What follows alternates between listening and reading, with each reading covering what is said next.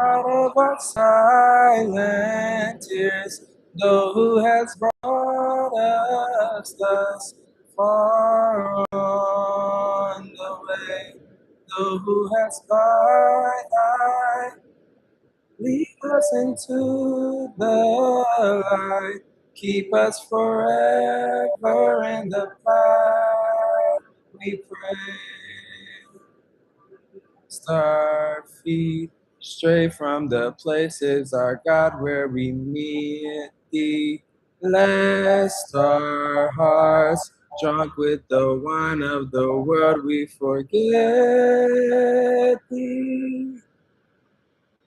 Shadowed beneath thy, may we forever stand true to our God, true to our native land.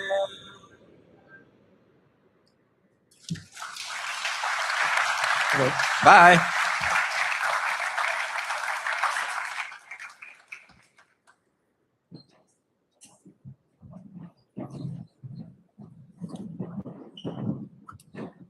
Okay.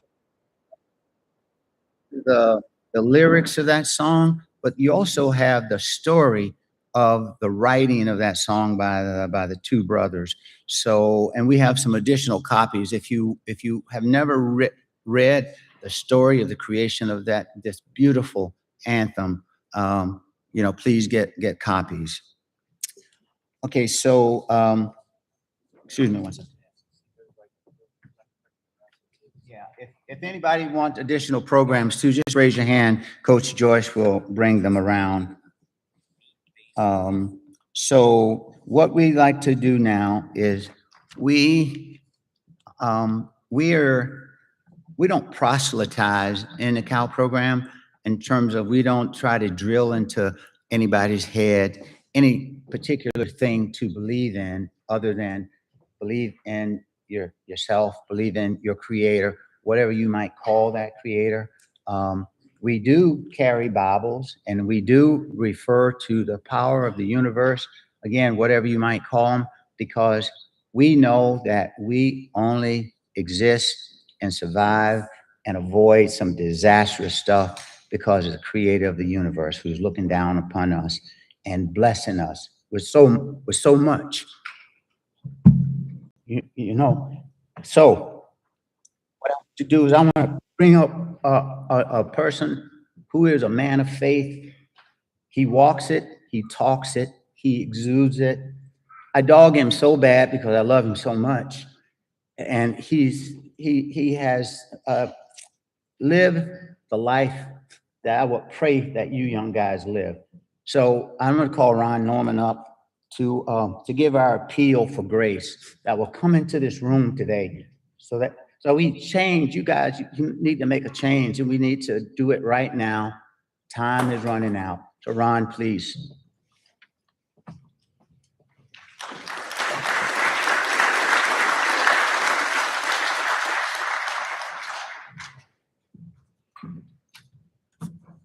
Good morning. Let us pray. Gracious Father, we come at this time, God. We just want to say thank you. Thank you for all of us that have traveled today, Lord, and for the students that have traveled 4 weeks ago. Lord, we thank you for the families, God. So we say thank you, Lord, for all that you've done during these 4 weeks. And God, right now, we want to beseech your blessings upon this graduation ceremony, that you would just bless the time, bless each and every one that is here. And God, we pray that the speakers and the students, God, would just be blessed by knowing that you are in their lives. We thank you for it right now, God. Your word says that one water, another plants, but you give the increase. God, we thank you for the increase that you put on these students. God, we thank you for the counselors and staff and leadership that have poured into these students over this 4 weeks, God. We pray for the increase that the students have already had, and we lift up them as they go back to their homes, God, that they will continue to increase and grow in you, God. We thank you again for this day. We thank you for this time together. And we just pray for safe travels for each and every one when we do get back on the road. Have your way in this service. In Jesus' name we pray. Amen.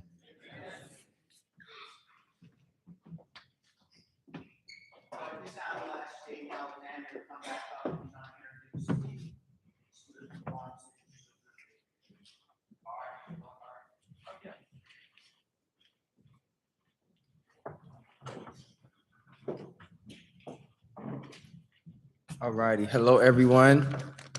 Hello, everyone. All righty. We will now have a exhibition drill performance performed by Michael Carter, Sansan and Jessa U, and Delonte Vinny.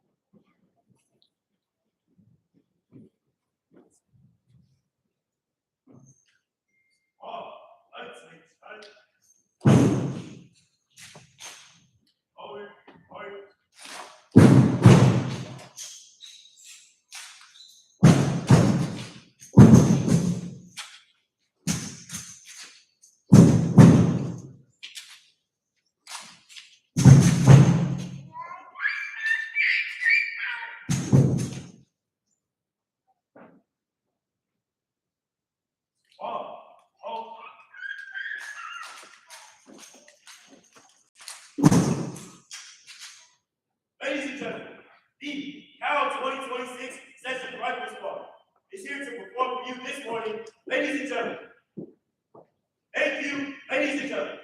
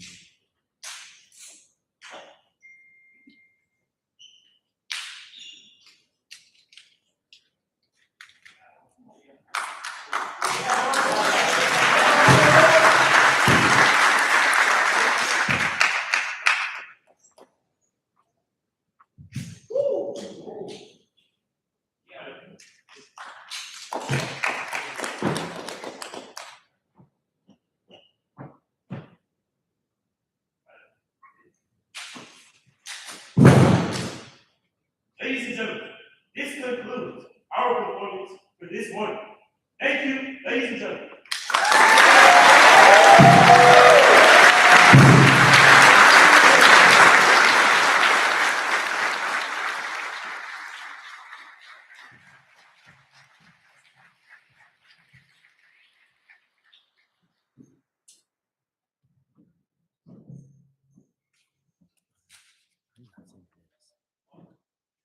We now,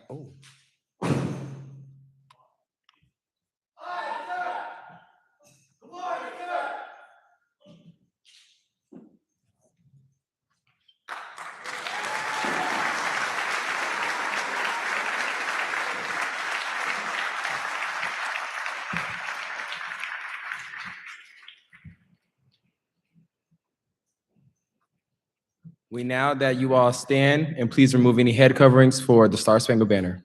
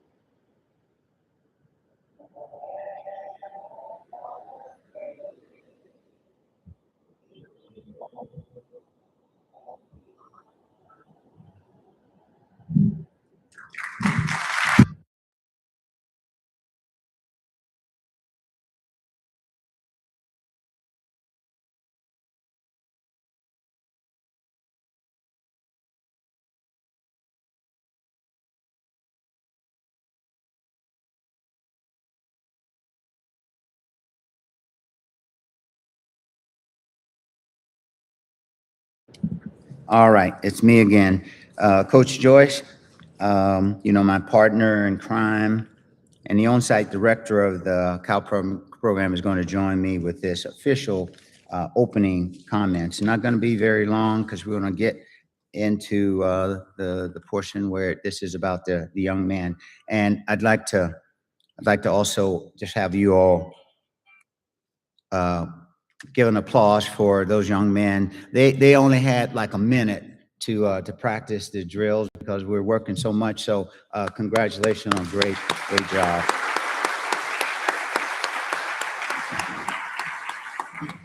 So as the young guys will tell you, when we do the Eat the Bear training, which is really, really rigorous, they'll tell you that our warm up is as difficult as the drill itself. So, one day on the 4th of July, we had a 3-hour Eat the Bear session.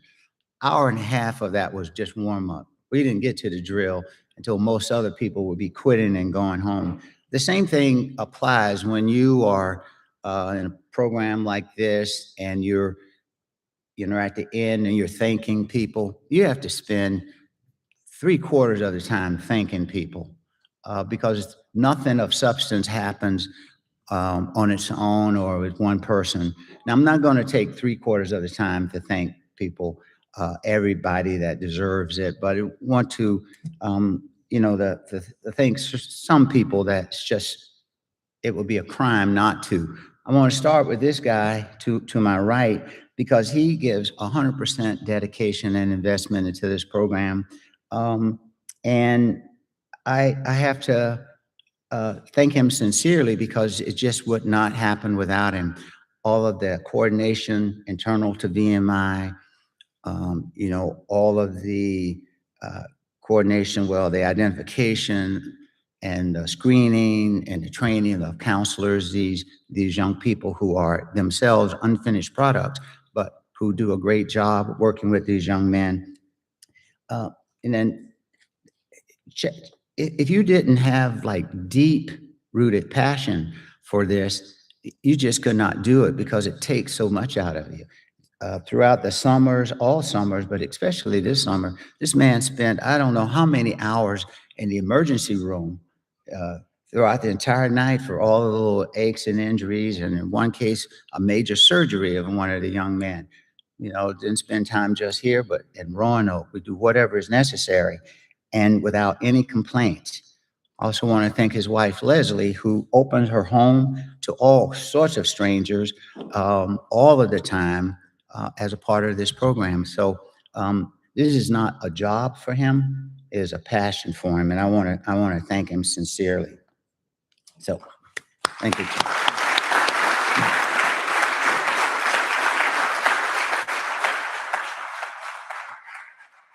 So also, I have to thank my family, my wife Margot, and my children Chelsea and Bradley, who are my partners in crime in this enterprise. And I refer to my daughter Chelsea as my business partner because she does so much in terms of being the webmaster and being the sort of the creative force behind a lot of things, anything dealing with technology and social media and that sort of thing. I'd be lost without her. And I want to thank her very much. And one of these days, I am going to reward her, not with just my thanks, but with a big old check because she deserves it as much as anybody deserves it. So thank you, Margot. Thank you, my family. I just also have to say with regard to my wife and her commitment to the program, Cal is 40 years old. Our marriage is 40 years old. She's been involved in this from the very beginning. She commits her whole self to it, so much so that a couple of weeks ago, she just like conked out, passed out on the ground as we were doing one of our outdoor activities. It was like a brutally hot day. It was a series of days that approach 100 degrees.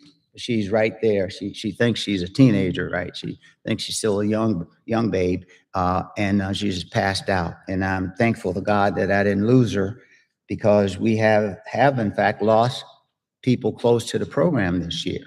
I don't know if families, you all know that we had a very good friend of the program, Mayor Frank Friedman, who at one point in time was the financial literacy instructor for 2 years before he brought in additional resources from their bank. He came and he gave a financial literacy lecture to the young man on a Tuesday. 5 hours later, the man was on life support and then passed away a few hours after that. So one of his last official functions on this side of the grave was to our cow guys, pouring into them. So as I thought about that as my wife laid in this man's arms as she passed out, I was thinking, I pray to heaven that this is not the last time I'll see her breathing. But she needs to breathe because she needs to coach me. That's supposed to be a joke, y'all. All right. We all know that. Yeah, all right. So anyway, I want to also thank another person, and she'll be pretty upset with me, and I'll just ask her to just stand right now, and then Jaden, if you could, or somebody could take this plaque to her. Mrs. Yolanda Green, where are you sitting? Where is she? Okay. So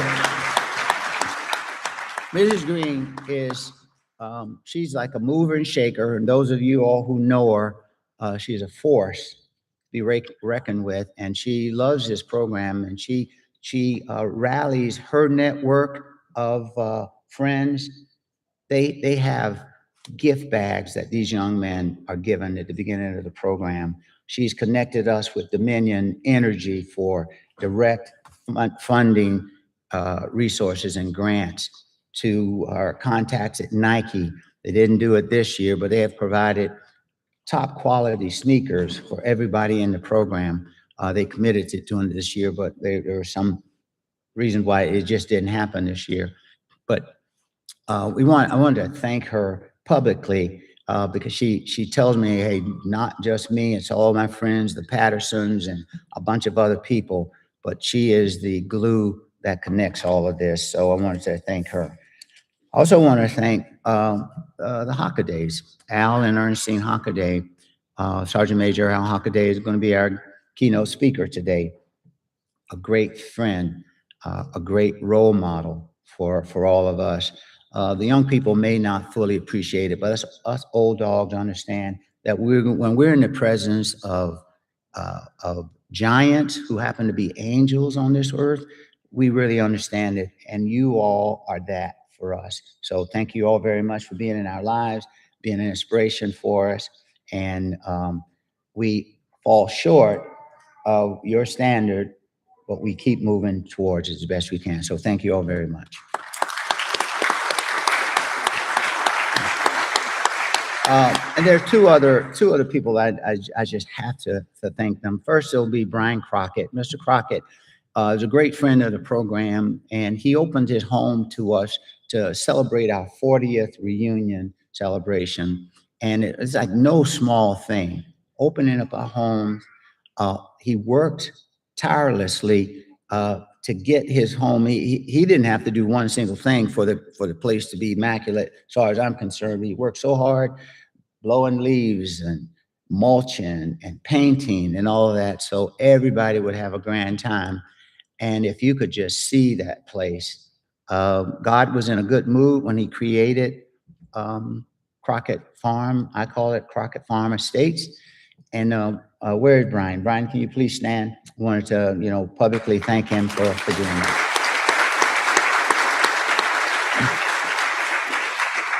I lied. I didn't intend to, but it's two more people, so it'll be three altogether. I want to thank the Claytons, Philip and Ava, for loving this program, and all these young fellows.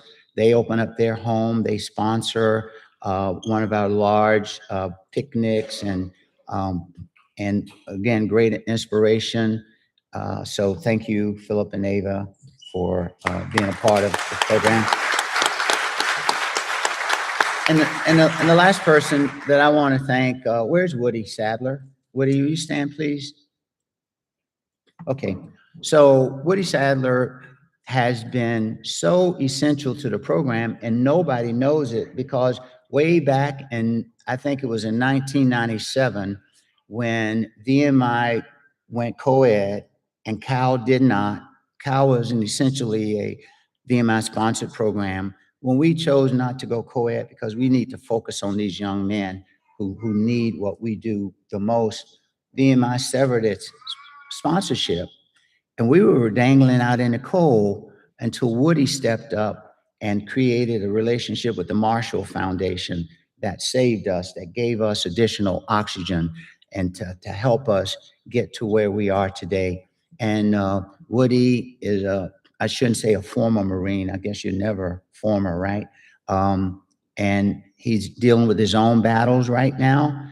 Let's pray for him for strength, and that the good Lord will smile upon his ground. But Woody is here today. And since this is a special 40th year, Woody, I wanted to just call out your support and your encouragement and your strength. So God bless you. Thank you for all your support. Thank you for being here.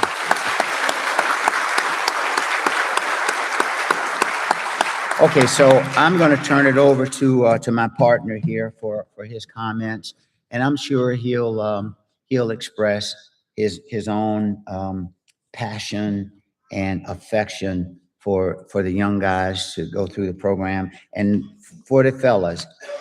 When he's might be upset with you or disappointed with you, there cannot be any great disappointment where there's no great love.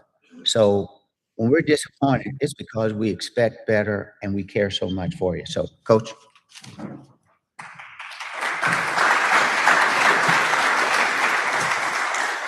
Well, thank you, Gene. I knew when we were limited to 8 minutes between the two of us that I might get about 30 seconds or so, but I won't keep you long because I'd like to get everything going. I know you're excited to see these young men and show what they've learned over the last 4 weeks. I will say, I would like just the counselors to stand for me, please.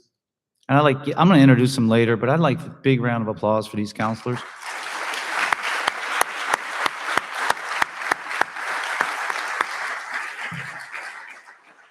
They have been on the front line pretty much 24/7. And anytime I ask for something extra from them, 3 or 4 hands go up. I'll help, I'll help, I'll help. And so I can't thank you all enough for everything that you guys have done and your dedication to this program. So I just want to do that. I will introduce them to you in a little bit. Okay. To the young men out there that we shocked on Sunday evening and Monday on June 21st and 22nd, you made it. Congrats. Watched each one of you grow a little bit, one way or the other. You should be proud of that. And we hope that when you go home, those habits that you started to form here will continue. And parents, I know you'll see a difference, and I hope that you'll make sure that they understand that they need to keep continuing on the path with those good habits. So with that, I'm going to move on. I really appreciate everybody here. So we're going to have a presentation. Is that what we have an artistic performance. Who's up?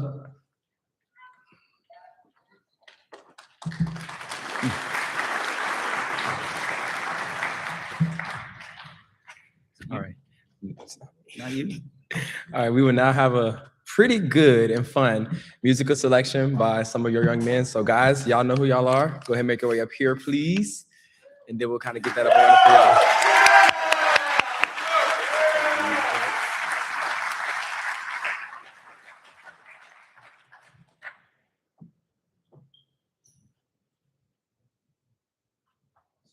Community is the way we find. Oh, look at y'all. Isaiah, you gonna work on it. Sure. Sway right, left. I have to check the mic first. Check the mic.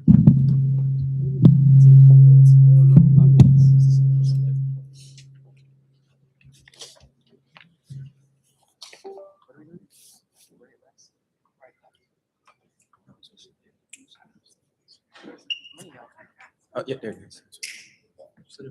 Wow.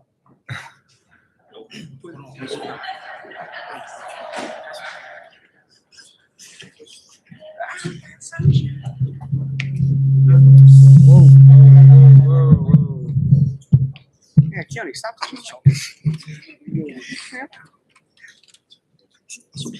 The dance ready. Imagine STP. Where's Mr. Williams? Where's Mr. Williams? Oh, where's Mr.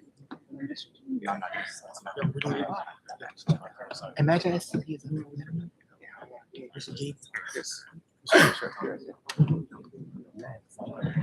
once the music starts. Sir, we're doing right, left?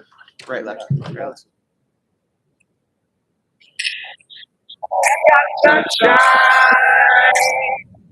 On a cloudy day, when it's cold outside, I've got the month of May. I guess you'll stay. What can make me feel this way? My girl, my girl, my girl. Talking about my girl, my girl. I've got so much money.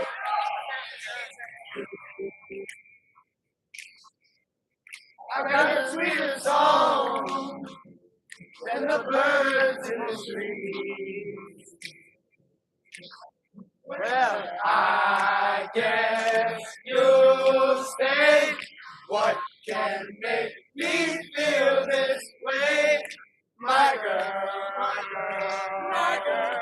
Talking about my girl, my girl. Ain't that bring it back?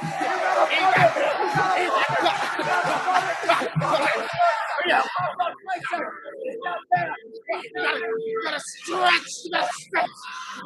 You gotta stretch.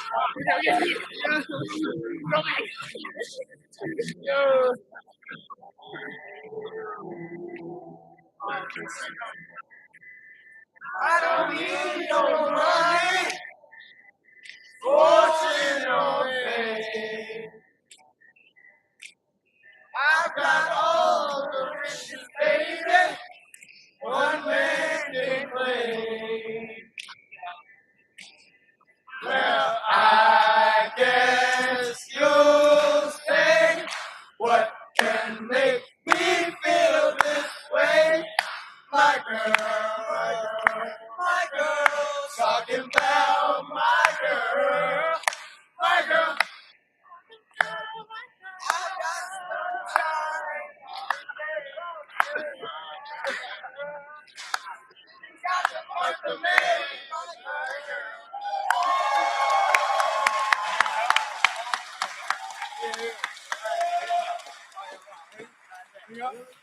Ready? 3, 2.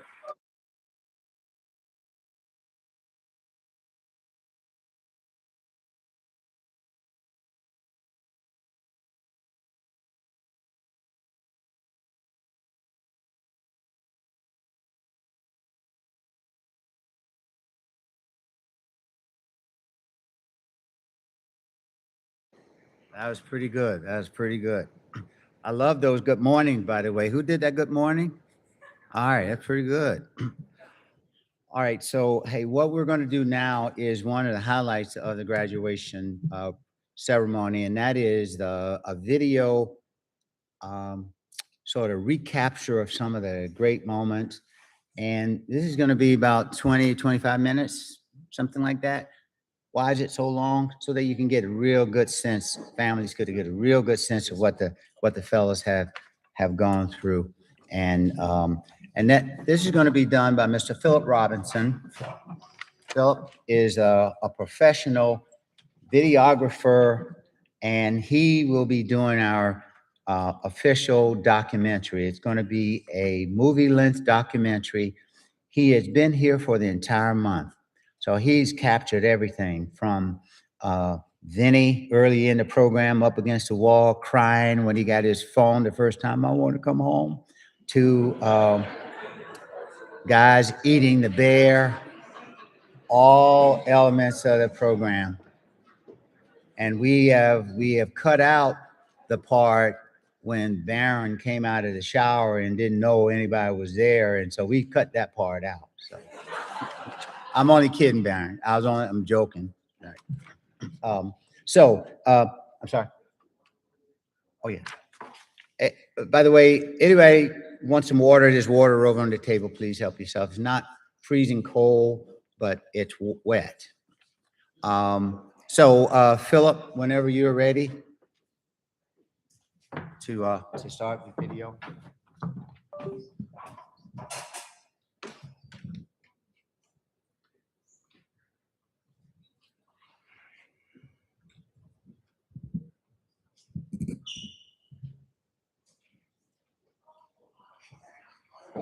Guys, first of all, this is completely wrong. It's just completely. My bad, my bad, my bad.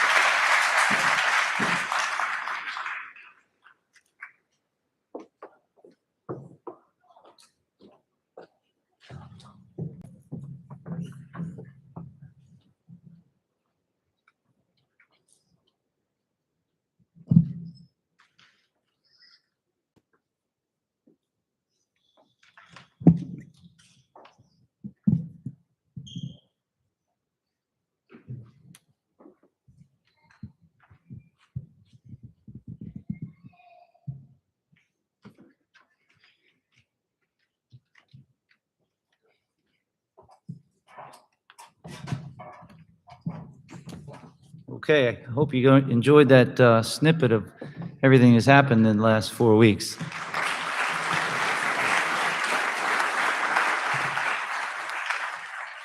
I just want you to know that last clip, Josh started early. It was a false start, so he got away, but he did a great job. So I'll take a moment here to introduce faculty and staff. And these people, we couldn't do this without them, and talk about our dedication. Their dedication to the program shows, and really happy to have them. I'm really enjoyed working with them all and hope to see them all next year. So I'm going to start with our faculty. Back here to my right, your left, Mr. Spencer Galladay, our composition and public speaking instructor.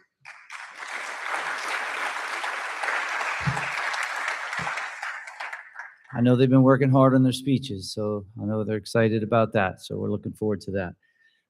Dr. Sam Ratcliffe.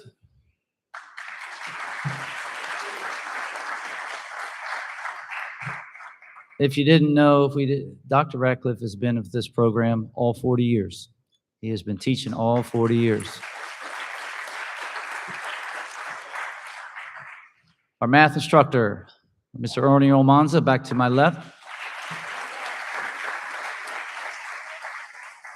Along with me, just completed his 21st year here, so I think he enjoys what he's doing. This was Mr. Galladay's first year. I didn't mention that, so he's fresh to the team. Enjoyed having him here. Where's Miss Sherry Wilcox? There she is.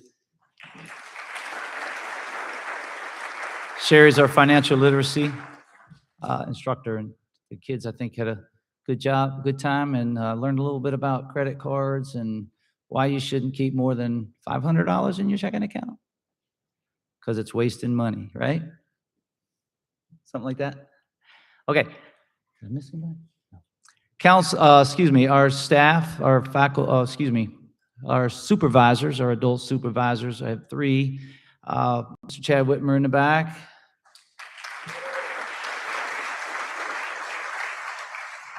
Chad has been working with us for several years. We got to know Chad many years ago when he was working at the Covington Boys Home. We had a relationship there, and then he moved to Lexington, and we benefited from that. So thank you, Chad. Mr. Isaiah Jones, Lieutenant, LT.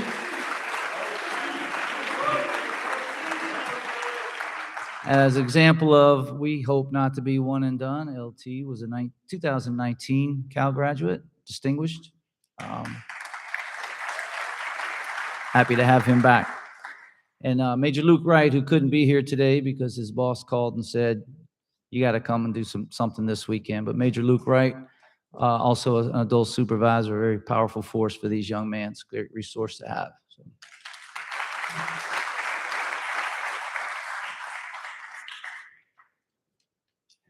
Okay, I'd like to introduce, I told you I would introduce the counselors. Oh, are they here? Oh. Is Dr. Whipple here? Dr. Frine? Dr. Klein? None of them here? Okay. Psychology professors who did the willpower and cognitive development program with our young men. They did a great job. Couple of presentations for them. They just want to recognize them, but they are not here today. So we have some shirts for them as well. Okay, I'd like to go ahead and introduce the counselors, all college age, and really did a great job. I mentioned already everything that I asked above and beyond. They did a great job. They were the front line for these young men, provided some great leadership, great mentorship. I think they'll find there's some connections as we go along through the year. So if you guys, when I call your name, come on up, please. We have a certificate for you. I'll just hand it to you as we go. All right, Ms. Diamond Dallas Townsell.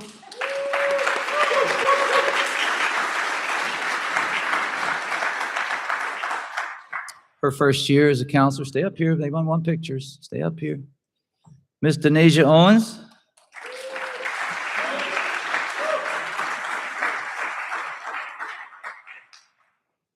Mr. Elisha Williams.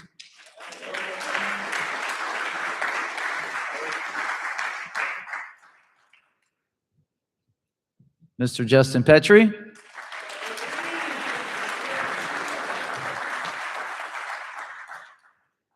Mr. Kwame Atuahene.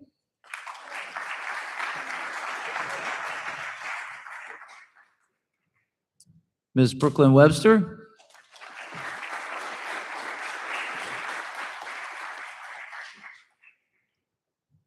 Mr. Jaden Alexander.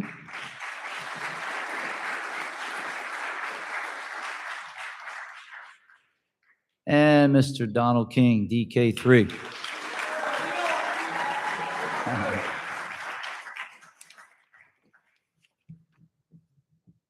Big round for these guys. They did a tremendous amount of work.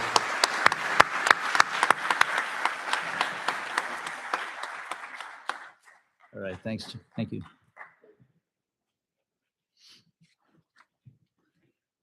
Okay, who's introducing? Are you?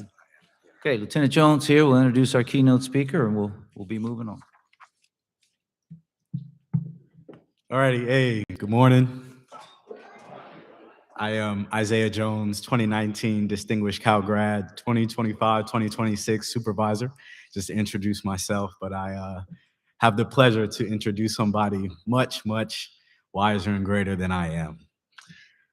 It is my distinct honor to introduce a man whose life is the definition of courage, service, leadership, and unwavering commitment to others.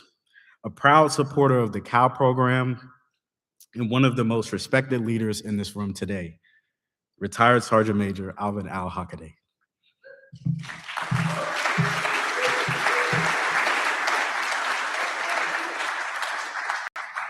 Sergeant Major Hockaday served in the United States Marine Corps more than 30 years, including combat services during the Vietnam War. He made history as the first African-American sniper in the United States Marine Corps and was awarded 2 Purple Hearts for wounds received in combat. When barriers stood before him, he refused to accept them. After initially being assigned as a cook, because of the color of his skin, he challenged the system, earned his place in the infantry, and later marched alongside Dr. Martin Luther King Jr. during the Civil Rights Movement, demonstrating that true leadership demands both courage in battle and conviction in the pursuit of justice. At VMI, Sergeant Major Hockaday helped establish the Navy ROTC program and later served as the Institute and Corps Sergeant Major. Generations of cadets remember his commanding presence and his impeccable standards and his famous reminder to move with a purpose. He led by example every single day. Yet perhaps his greatest legacy is not found in medals, titles, or accomplishments. It's found in the thousands of lives that he has shaped. Through the Cal program, he has challenged, encouraged, mentored, and believed in young people, helping them discover discipline, confidence, character needed to become tomorrow's leaders. Not only is Sergeant Major Al-Hockaday a distinguished man, he has soared like an eagle, rising above adversity with courage, integrity, and unwavering purpose. He has spent a lifetime lifting others to greater heights.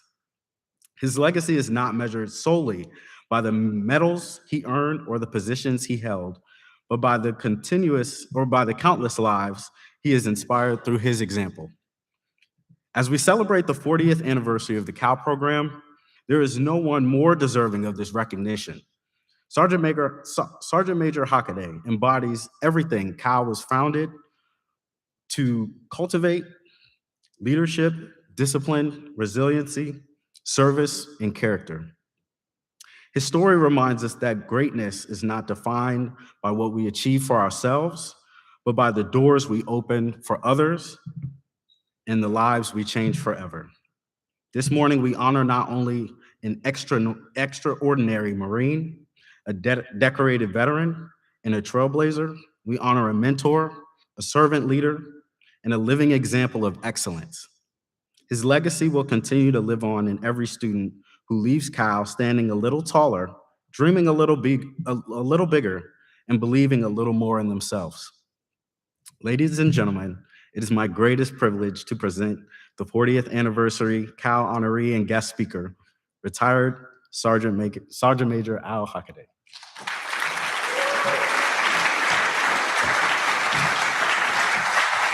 Thank you very much. Really appreciate it. Thank you.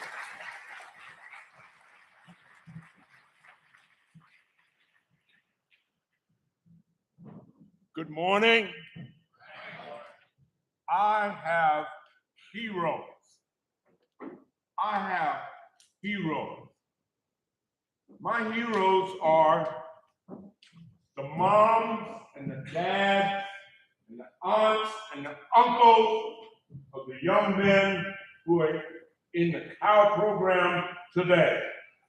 Those moms and dads and aunts and uncles and brothers and sisters, please stand up so the world can see who you are, my heroes.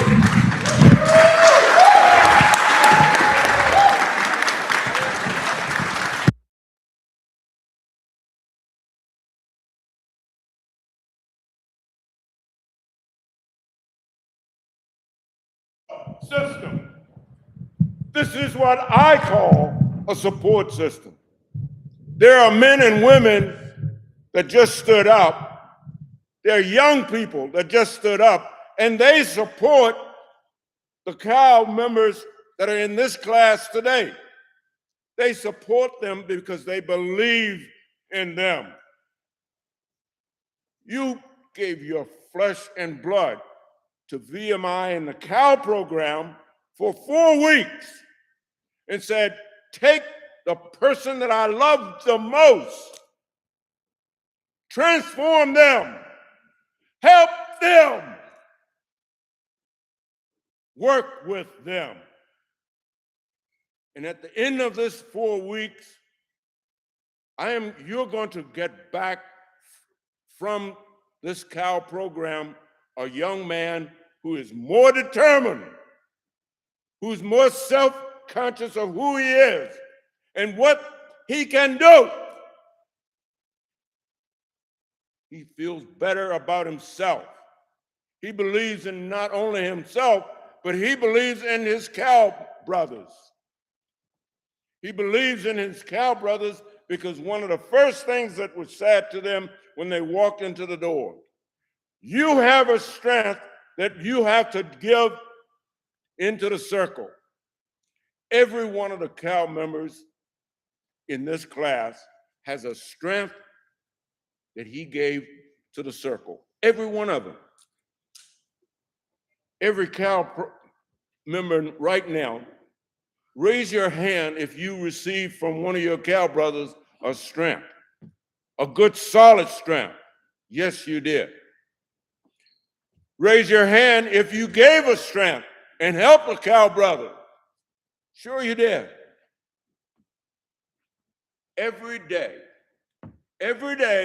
for 4 weeks, every day for 4 weeks, you woke up in the morning and consciously or unconsciously, you help your COW brother. You work with your COW brothers, and your COW brothers appreciate it very much. And some would say, wait, so this is what it's like to be in college. No, it's not. Some would say this is what they do when you go away for college. No, it's not. This is what you do when you want a life-changing experience. This is what you do when you come to COW to become a better person.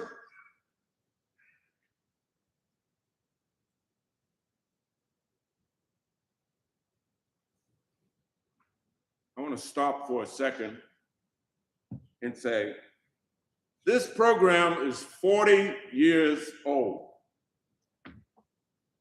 All of us grown folks know what it's like to raise a family. We know what it's like to have a job and raise children. But can you imagine Gene Williams and Margot raising a family, and in addition to raising a family, they're going to start a COW program. And not only are they going to work that program, They're going to do it for 40 years.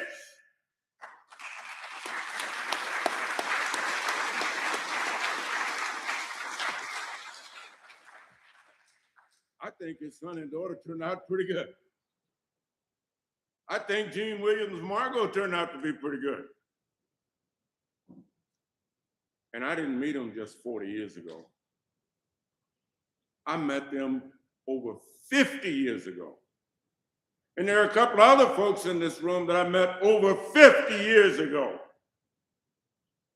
And one of the things that I knew from just meeting them over 50 years ago, that they were men of quality, men of character, and if they wanted to move the earth, that's what they could do. And then fast forward, Gene Williams has moved heaven and earth to build this cow program to his 40th year.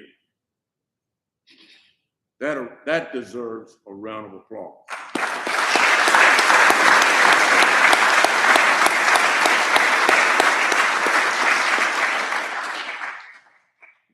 You know, some people have a hard time thinking about what did I do? What accomplishments did I make?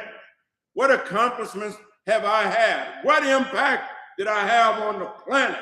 What impact did I have on the earth?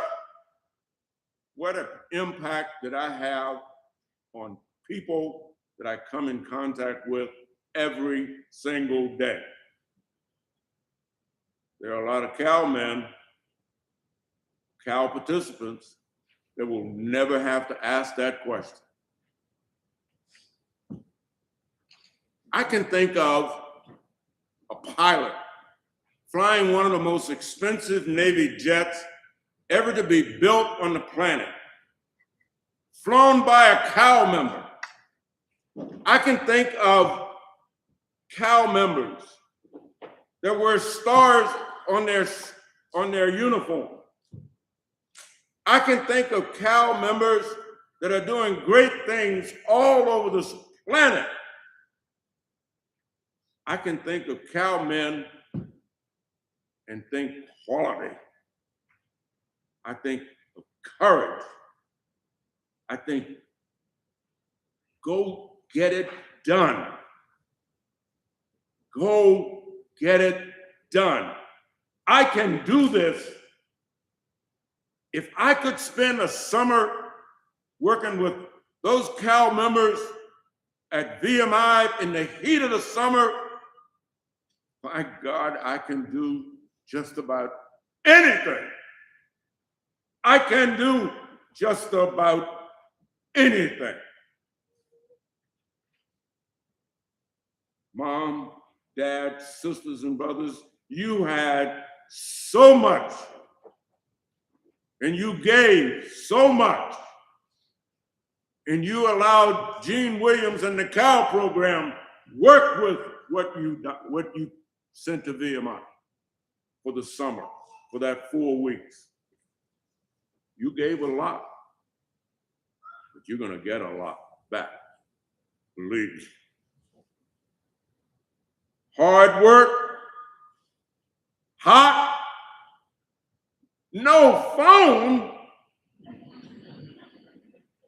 someone in your face telling you to study,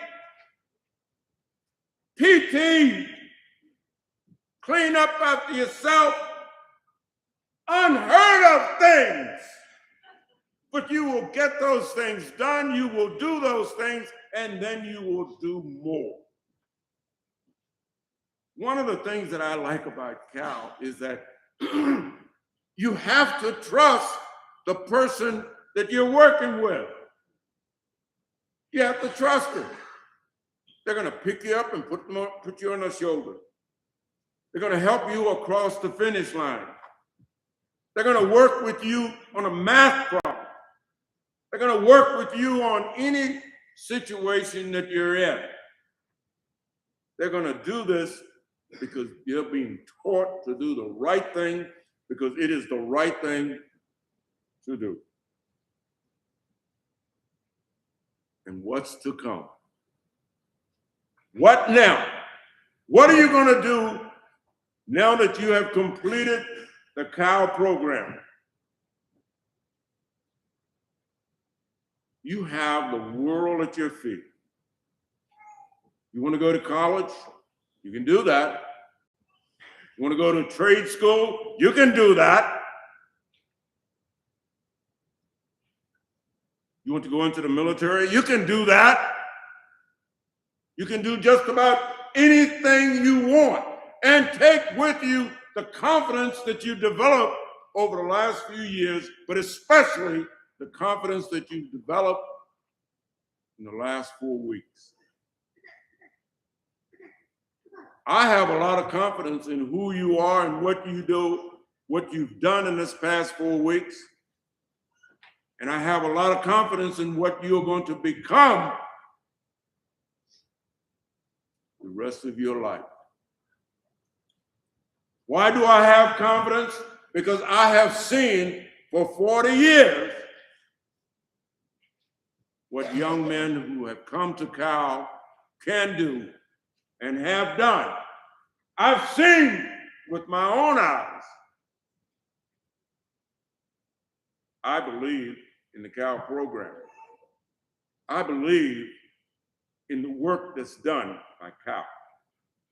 When I look at the young men out here today, I believe in you.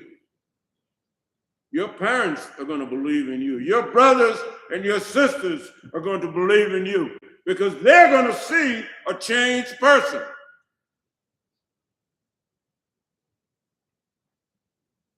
They're going to see a changed person.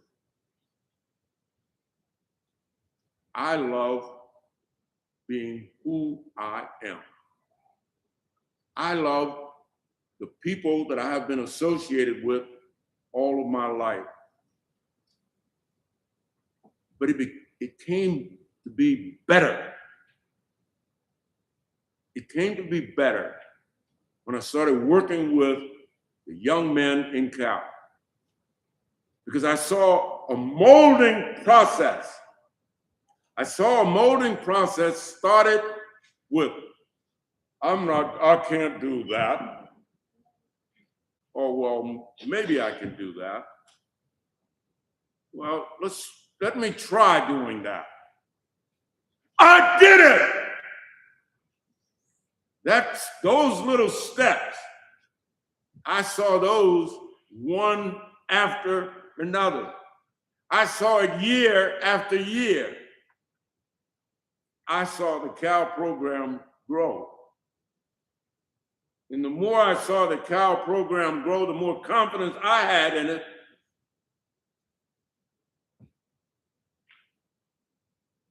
I believe in the Cal program. I believe that it is wonderful for our country. I believe that it is wonderful for the young men that participate in it. And I would do anything to help it grow. Gene, I'm for you and with you every step of the way. And that's not an empty set of words. That's from the heart. Ladies and gentlemen, thank you for your time, for being here today. Thank you for supporting these young men. Thank you for being here on this campus, in this room, at this time, to support the Cal members that are here today. Thanks for your time, your effort, your talents, and your treasures. Thanks for supporting Cal. Thank you.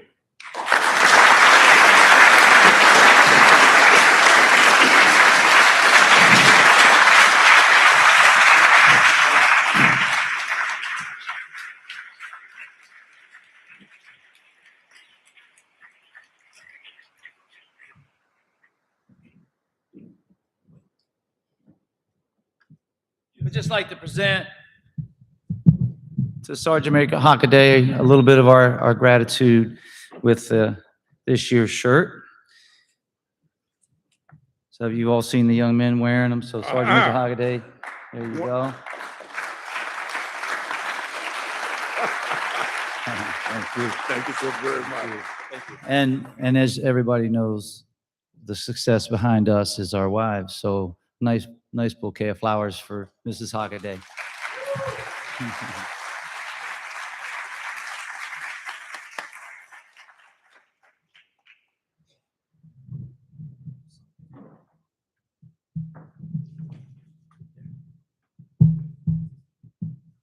Okay.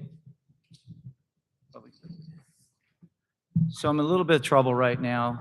I left one person off the list I meant to introduce and recognize, so I have to make amends. I want to introduce our study hall tutor. I don't know how I could forget my daughter, Miss Elsa Casper.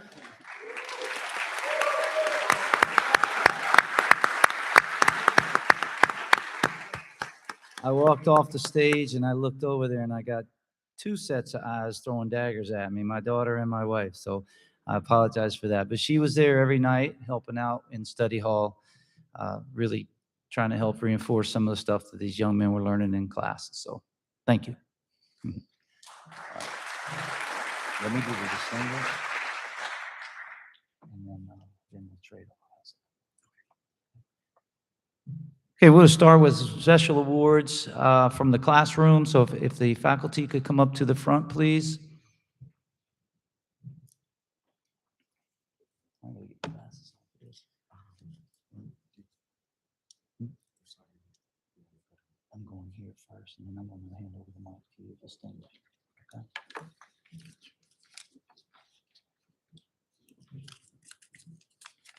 So the faculty pick out a few students that excelled in their class, did really well in their class, and we'd like to recognize them with a little special award for them, and I'm asking the faculty to hand it out. So it's voted on by faculty. So our top math, we have 2 awards for math.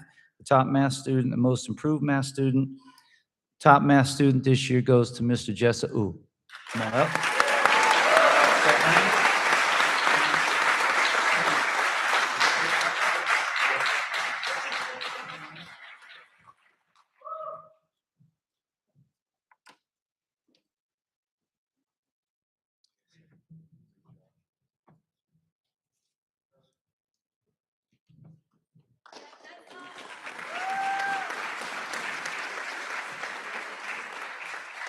Our most improved math student this month goes to Anthony Williams.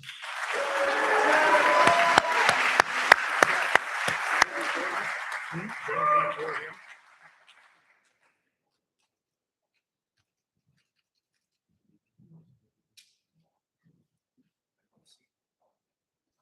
have a shirt. All right. I have a shirt. Okay. We'll catch you up on that.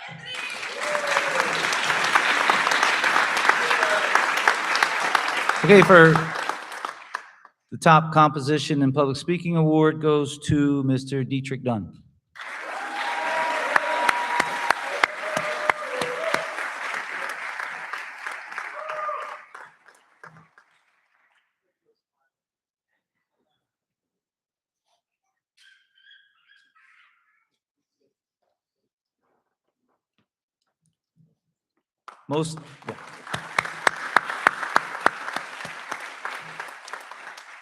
Most improved composition and public speaking, Sage McNeil.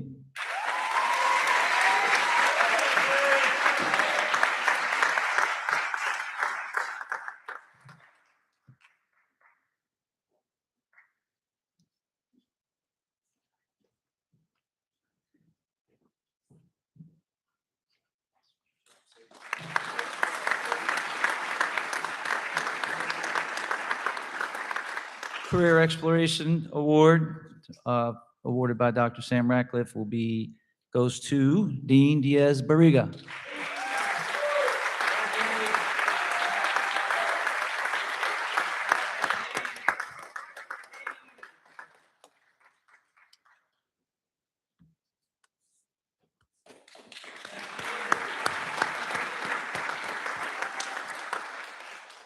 Financial Literacy Award, presented by Sherry Wilcox, Abdul Hasib.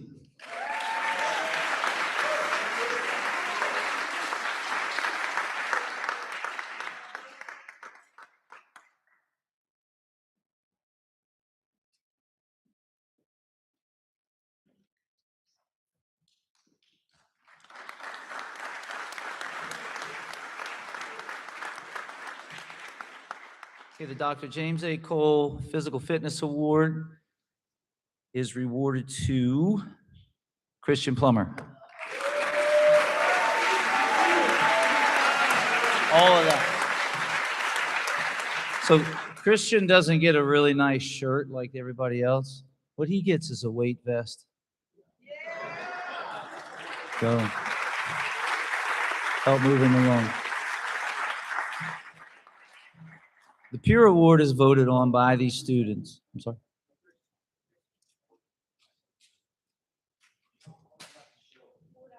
He's having a hard time carrying it.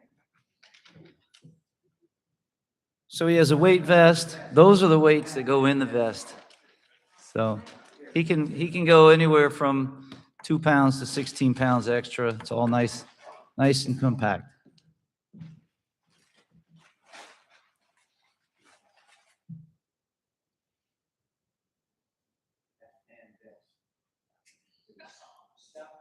Hold it up. Hold it up there for him, Christian. Hold it up there. Let everybody see. So.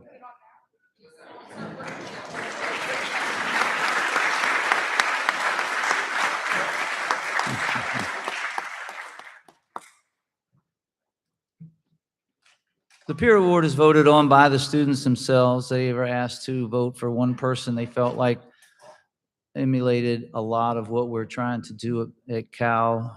Leadership, hard work, dedication, just a whole list of things there that we feel we would try to get into these young men. And they voted for Keone Daniels.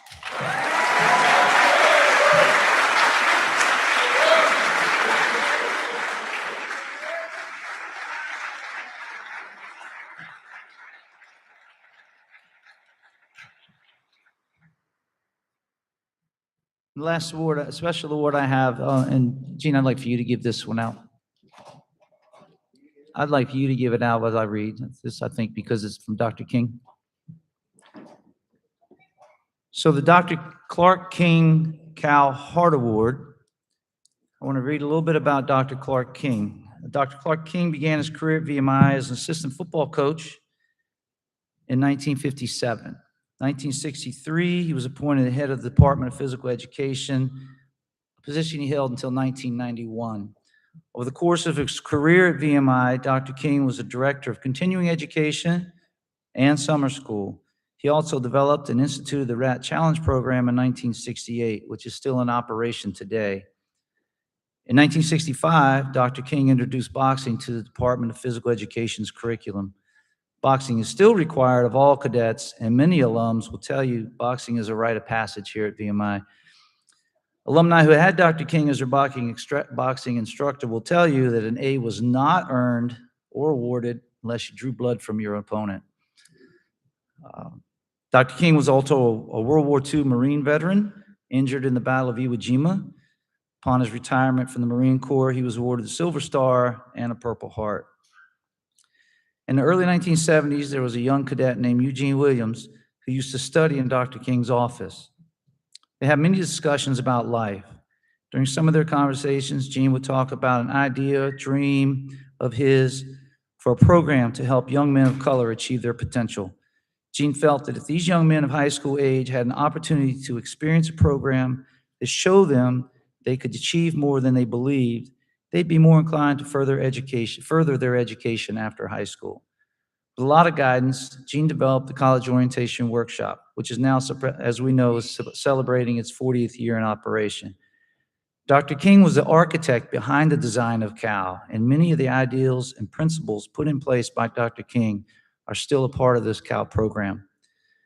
In celebration of the 40th year in operation and to honor the man who provided much wisdom and guidance to Gene, the Cal Hart Award, as already mentioned, has been renamed to the Dr. Clark King Cal Hart Award in honor of the chief architect of the Cal program. This year's recipient, the Dr. King Cal Hart Award, is Joshua Klett.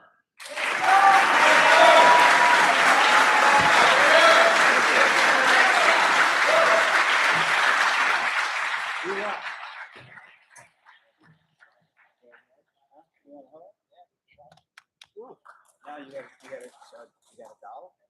I do not. Yeah, no, I'm only kidding. Hoorah! I don't get a hug. Yeah. I don't get a hug. Hey, Go is he away. like No, invisible man? you did. You're not getting a ride to the airport. Start walking. Before you do that, I want to do those special ones for Eat the Bear guys. Okay. So the guys who won the Eat the Bear challenge, and I promised silver dollar. Who are you? Stand up. Come up here and get your silver dollar. These guys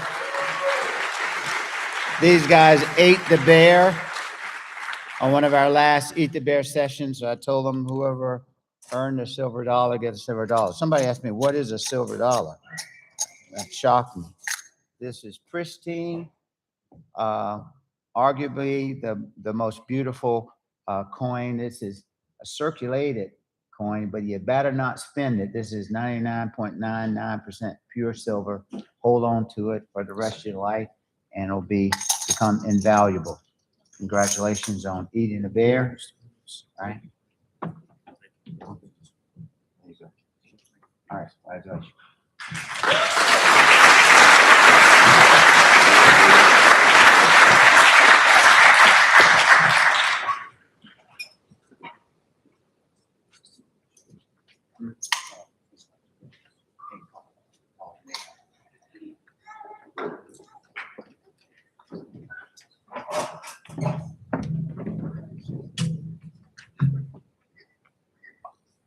Alrighty. It is my great pleasure to introduce a proud supporter of the COW program, a valued member of the COW family, and a man whose generosity is already changing the lives of young people for generations to come, Mr. Nathan Beck.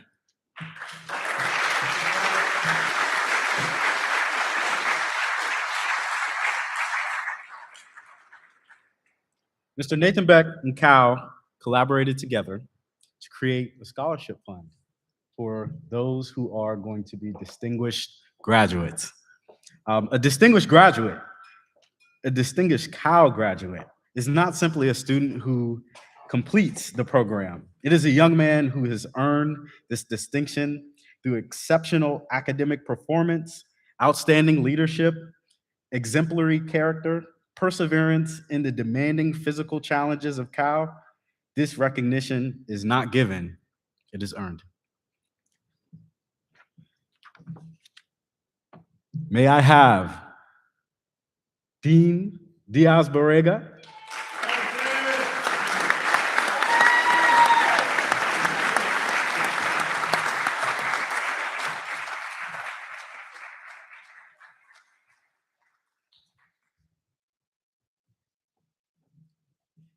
Jessa Wu,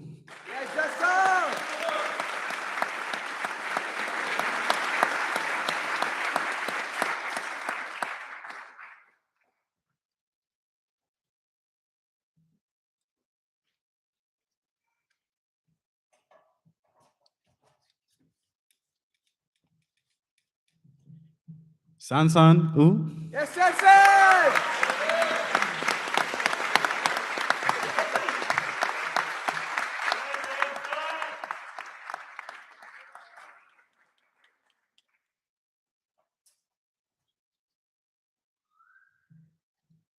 and last but not least, Jeremiah Pinkney.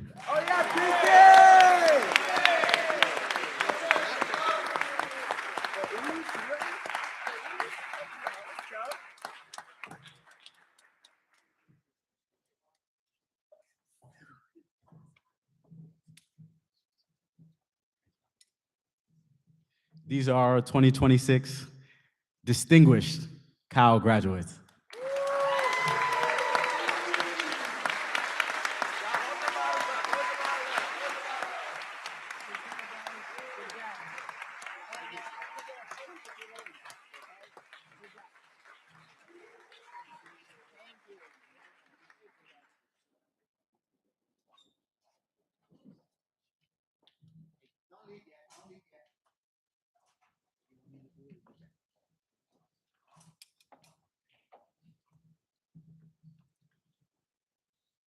So the distinction of a distinguished COW grad is not just that. It is not just the distinction itself. They will also receive a citation for the opportunity to earn $1,500 due to the scholarship of Mr. Beck. There will be some goals that they have to achieve. One of them is to have a mentor. After they have that mentor, they will complete Cal sessions with Mr. Williams, with their mentor.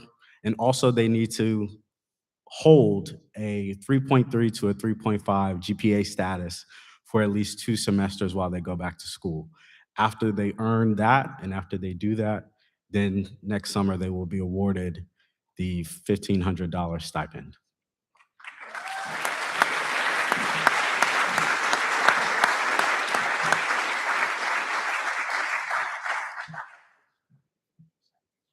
Yes, and there will be a citation. We don't have it right now, but we will gift the citation to you all. You all will have it.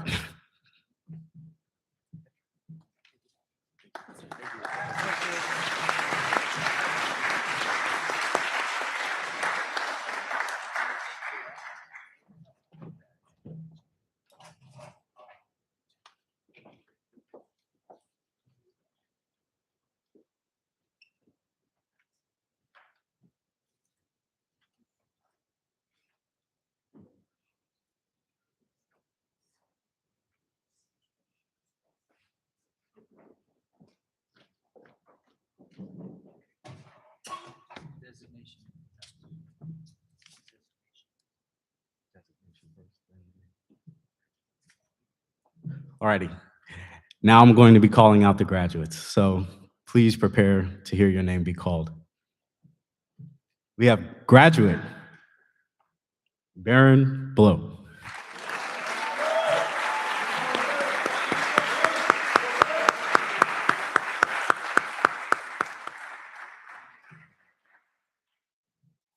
We have graduate Demonier Cardwell.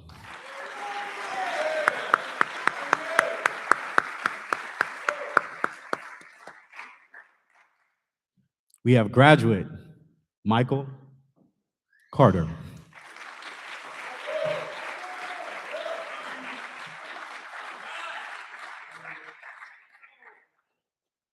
We have graduate Keone Daniels.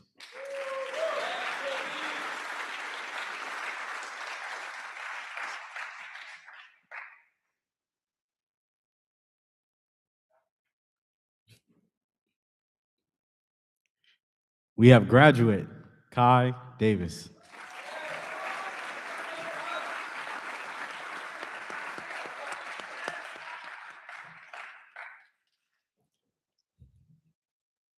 We have graduate Dietrich Dunn.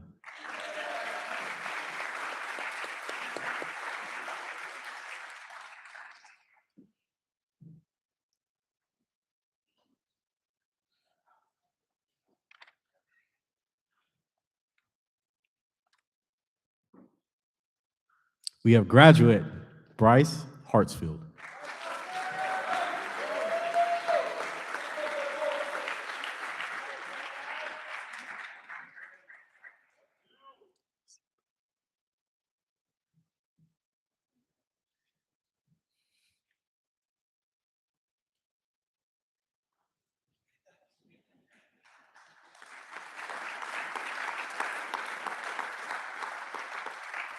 We have graduate Abdul Hasib.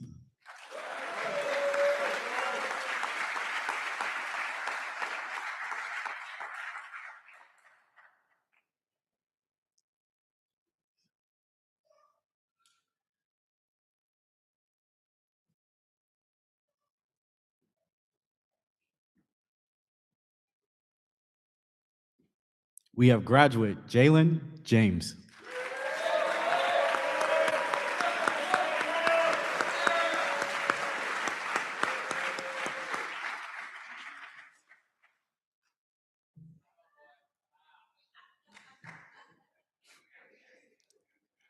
We have graduate Joshua Klett.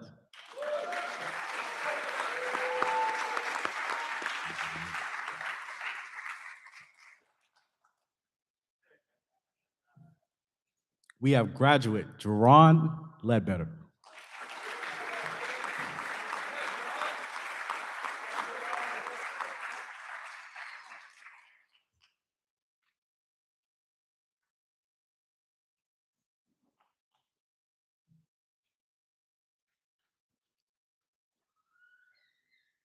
We have participant James Lukenlick.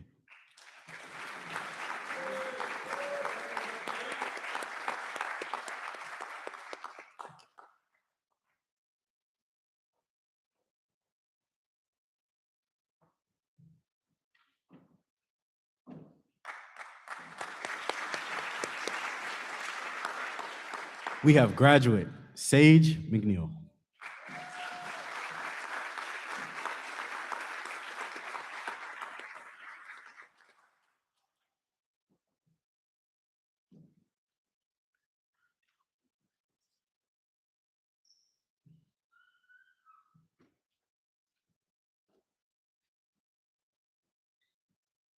We have participant Cordell Mills.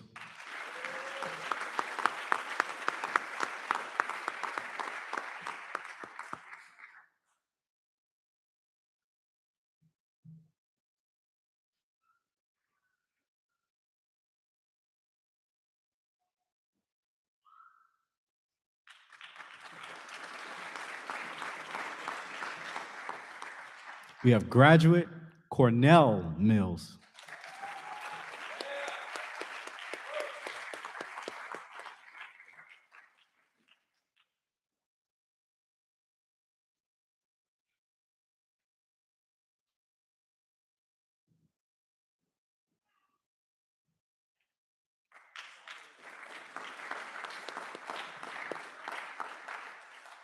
We have graduate Isaiah Mosley.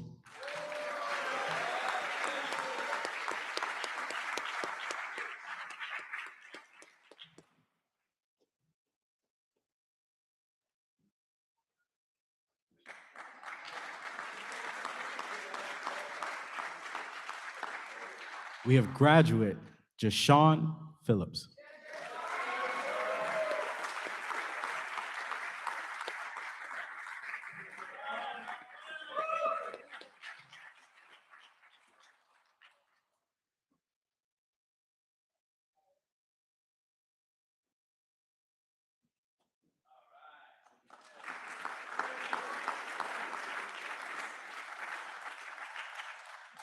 We have graduate Christian Plummer.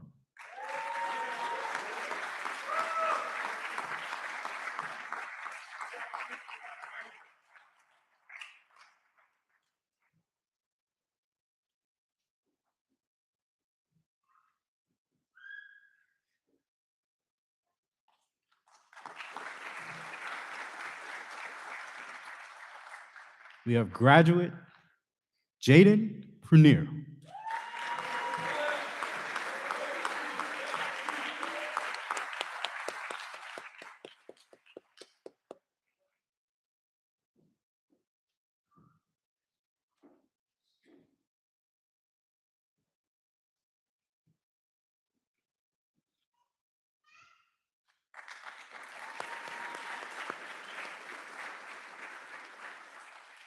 We have graduate Delonte Vini.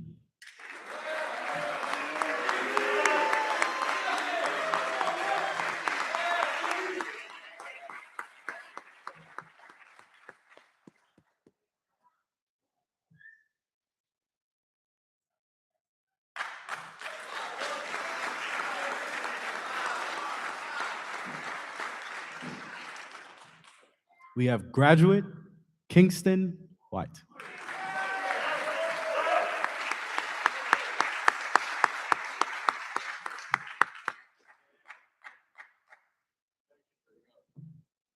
And we have graduate Anthony Williams.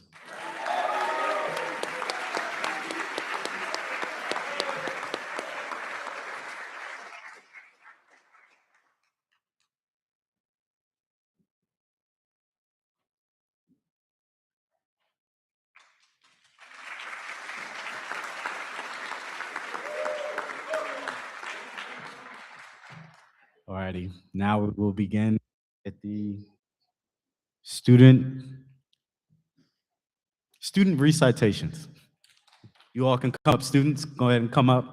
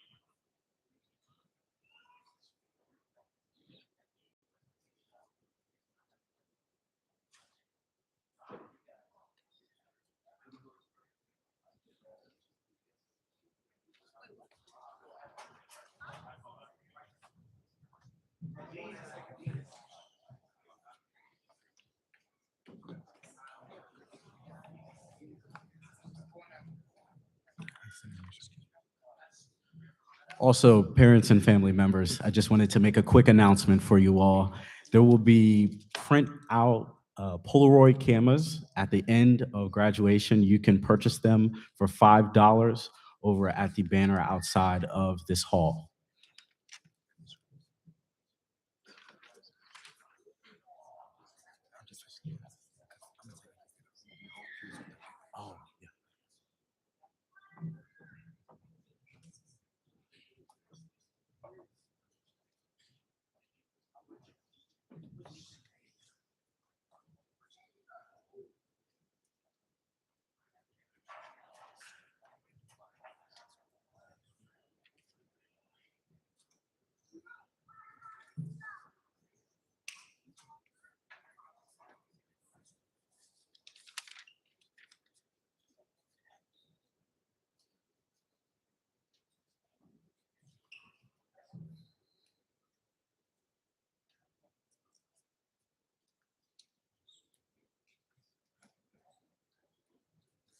Good morning, everybody. My name is Abdul Hasib, and I'm here from Covington, Kentucky, not just representing myself, but also representing my school, Holmes High School.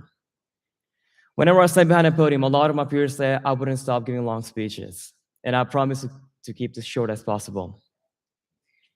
Every day when you wake up with a purpose to believe you reach your destination, and instead of finding an excuse, you find your way to the destination. The destination was given to you, but finding a way to is and was your job. I want you to imagine that you're stuck in the woods. Everything looks the same trees, the same sound, the same curiosity of going out and see what's happening. And then you see a light glowing. The light is your guidance, guiding you towards your purpose, to your destination. And for me, the destination, the light was Cal.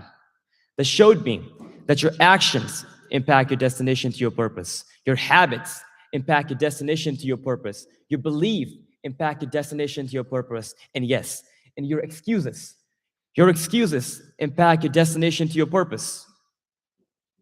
To my Cal brothers, I want to say one important thing to you guys. Do not settle. Keep striving, but do not settle. Keep manifesting, but do not settle. Keep moving, but do not settle.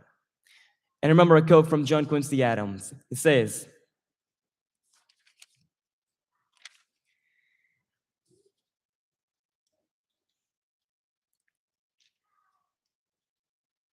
if your actions inspire other people to dream more, be more, do more, and become more, then you are a leader.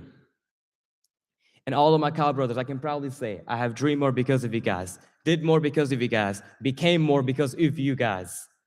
I can proudly say each one of you are the leaders. Lastly, I want to thank everybody, all the parents, the counselors, the supervisors, my family, and especially my Cal brothers who struggled with me to this journey. Thank you.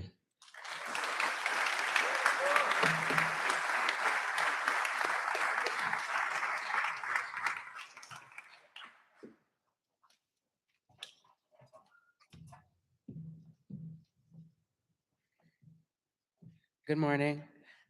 My name is Sage McNeil. I'm 16 and I'm from Durham, North Carolina. And this is my second year at the College Orientation Workshop, also known as CAL. When I arrived at CAL last year, I had no idea what to expect. I remember looking at the schedule for the 4 weeks and instantly getting this feeling of dread and fear forming inside.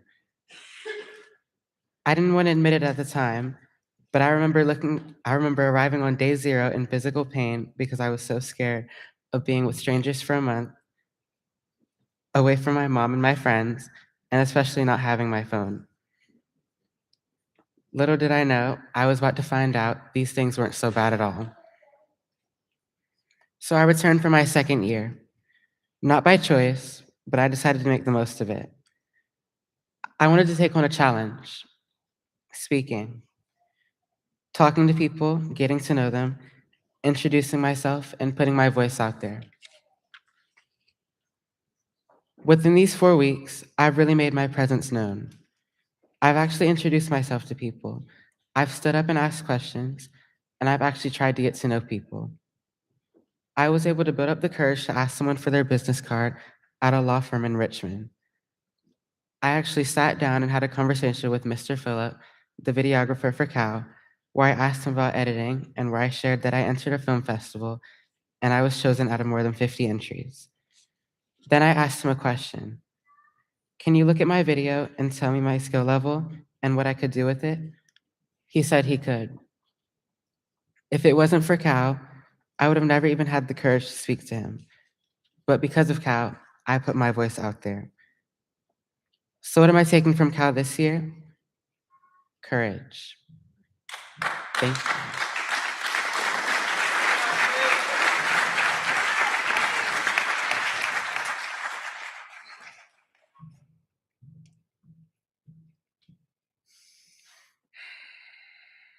Good morning, everyone.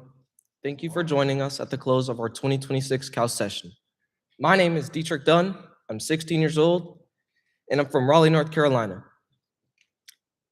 When I heard about the opportunity to be a part of college orientation workshop, I was filled with excitement and nervousness. It wasn't being away from home that I feared. It was being mentally and physically prepared. Thoughts were scrambling around inside my head like, this is gonna be impossible, or why did I decide to do this? Yet here I am. I've endured challenging workouts and mile-long walks while carrying a sandbag. But I'm proud to say it's because of one word: commitment. When you have to do something you don't want to do, you tend to give up.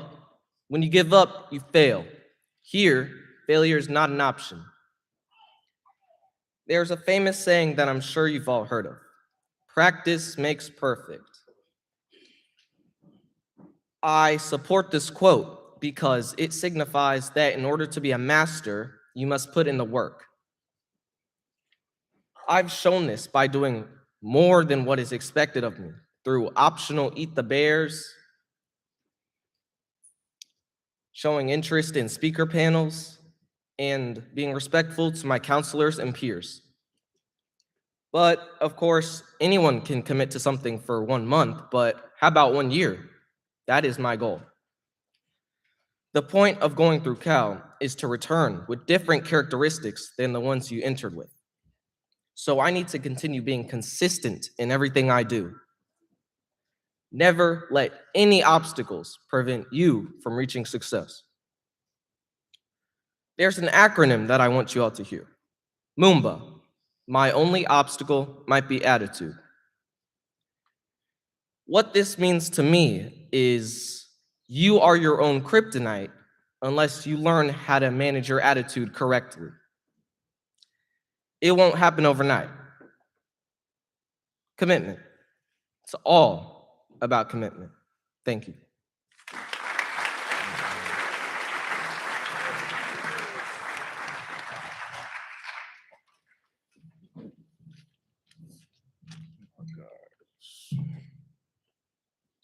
Good morning, Cal families. My name is Kai Davis. I'm from Atlanta, Georgia. I'm 16 years old, and I would like to talk about my progress from last year when I came to Cal to this year's progress. Last year, I struggled with discipline, talking back, making bad decisions. All of these things caused me to not graduate from the program. So I decided to come back this year to prove to my family that I could do it and that I could be better. Some of the choices that I made last year, made me realize they didn't just affect me, but they affected everybody around me. Last year at Cal, I was always in trouble, but this year was different. This year, I came with a good attitude. I was ready to work. I was not talking back. I was following directions and getting along with my Cal brothers and having fun. But then something changed around the second week and a half mark. I was mentally and physically struggling, and all I wanted to do was go home. I was tired of everyone and everything. I missed my family. I missed my beds, my rooms, not always having to be on a time crunch every second of the day, my friends, and I missed Atlanta in general. When Coach Joyce first told me that my attitude was slipping, I didn't even realize it. It took me a couple days to realize that I was slowly going back to how I was last year. That's when I made a promise to myself, the counselors, the faculty, Coach Joyce, Mr. Williams, and my parents that they wouldn't hear any more problems about me. And even then, I was still struggling. I started to doubt myself even more about being able to finish the program better than I started behavior-wise. But my fellow Cal brothers and counselors kept me accountable and confident that I could do it. With that being said, I would like to thank the following people: Mr. Jaden and Ms. B for being someone I could talk to and could talk to about my problems when nobody else would listen and pushing me to keep going. Mr. Glover for always telling me to get on my face when I do something wrong. Mr. Petrie for always being the one who understood me when no one else could and pushing me to keep working when I felt like stopping. Ms. Didi and Mr. Williams for being patient with me when I didn't understand something. LT for always being forgiving, patient, always keeping me on my feet and being someone I could laugh with. Ms. Diamond for also being someone I could laugh with and telling me to get on my face when I make her mad or do something wrong. Mr. DK and Mr. Kwame for pushing me past my limits and encouraging me. I would also like to thank all of my Cal brothers, but the ones I'm about to name specifically helped me the most throughout this program: Bryce, Jaden, Cornell, Kingston, Demondye, Delonte, James, Sage, Anthony, and Isaiah. And a big thanks to Coach Joyce and Mr. Eugene Williams for allowing me to come back to the college orientation workshop. And I can't forget about Mr. Amanzo and Mr. Galladay for helping me build my math, public speaking skills, and my writing skills. Thank you, families, for joining us today.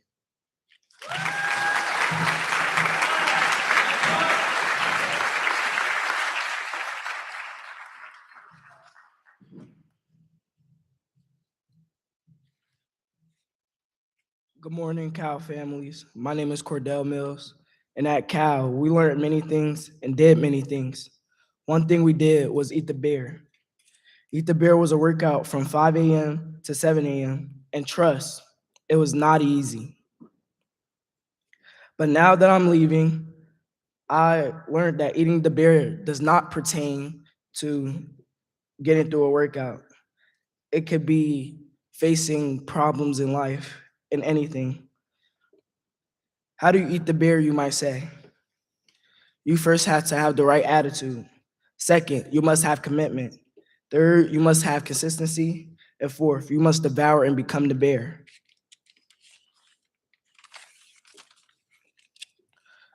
Do you have the right attitude is something Mr. Williams always say. Attitude is key. You're not going to want to do something if you don't feel like it.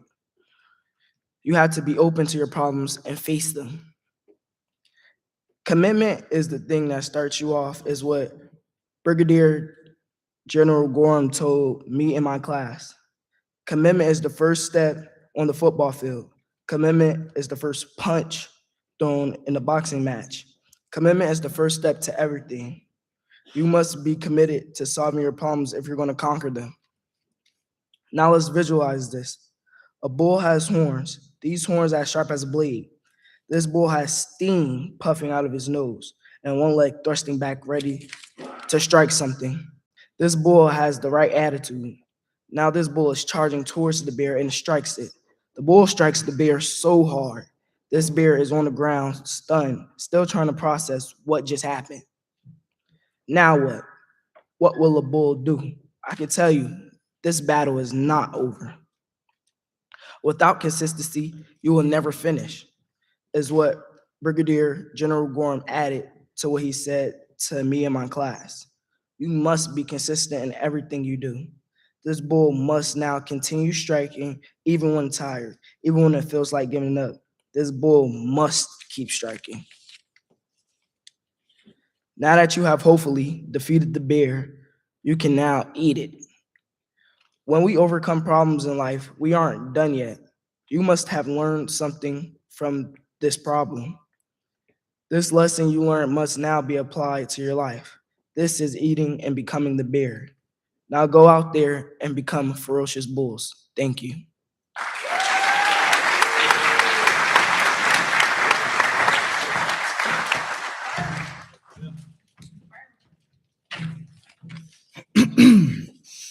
Good morning, everybody. I'm glad you all can make it out today. I want to start off by saying thank you, Jesus Christ, for covering me while I was here and through all hardships. Thank you, Coach Joyce and Mr. Williams, for allowing me to be a part of this prestigious program. Thank you, counselors, for leading by example and pushing me past my limits, even if that involved me doing push-ups because of behavior.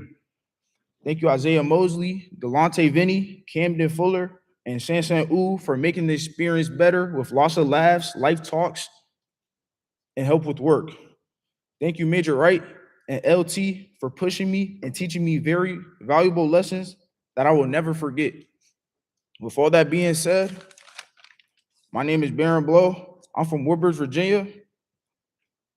My journey through this 4-week campaign has been anything but easy. Waking up every day at 5 o'clock is mentally tiring. You wake up early and sleep late just to do physical training at 5:30, 5 days a week. Coming in, I was not prepared for this at all, so I had to work a little harder. During this month, I went from 245 pounds to 225 pounds. I am proud of my commitment and my hard work I put in to reach this important milestone. It wasn't always easy for me, going through a lot, and that feeling when you feel like nobody can help you through your problems. Having stress that you can't get rid of, anxiety that's holding you back. These are all problems I had before coming to the college orientation workshop.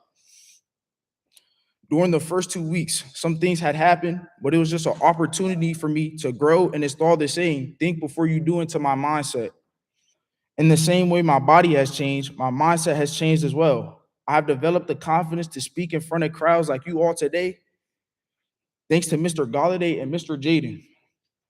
In math, I've become more comfortable doing problems on the board in front of the class and gaining good grades on my quizzes and tests, thanks to Mr. Almanza and Ms. Casper. I have learned that your mindset is everything. With a weak mindset, you will always be weak and not have the confidence in yourself.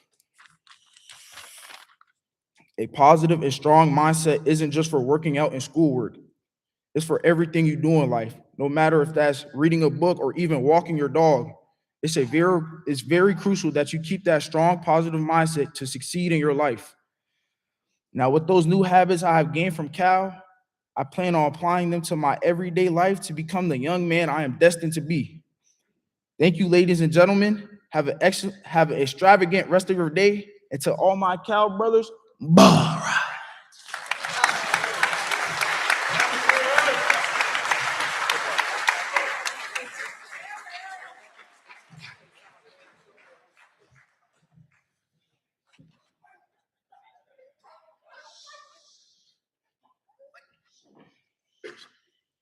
Good morning. I am Michael Carell Carter of Tar Heel, North Carolina. My experience at Cal was eye-opening, making me face my personal fears and get through it. Along with trusting my fellow Cal brothers and counselors, it has introduced me to more pathways for my future, and along with sources that support my current path. I came to Cal unprepared, not knowing who or what Mr. Do-Right was. I had no warning about eating the bear or slide for life.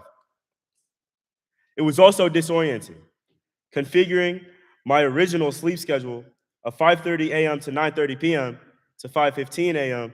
and 11:30 p.m. But nevertheless, it taught me better ways to speak publicly and strategies for the math sections of the SAT. It has also been fun, from talking in the wrestling room on breaks to scrambling to the board in Mr. Almanza's class for a piece of candy. It wasn't as I expected. My mom told me it was not a military type camp or would it have anything to do with the military? She lied. On orientation, I was not only introduced to Mr. Do-Right, but put into Group 1, aka Group 0, better known as Boys to Men. With Cal, I was able to take trips to the Motown High School Museum and a law firm in Richmond. Also being able to meet very influential people, from Leon Ford to Brigadier General Gorham and Vice Admiral Scott. They were all inspiring and influential for me. In the end, Cal has had an impact on me from the great improvement of my physical fitness to attempting to get over my fears, and teaching me that my limits are all mental. Next, I would like to show my gratitude for all that helped me through this session. First, you all for taking time out of your day to come here and watch us graduate. Next, I'd like to thank all of my counselors for holding me accountable when I needed it, but specifically Mr. Petrie and Mr. Glover for filling the role of a big brother I could be comfortable around while I was here.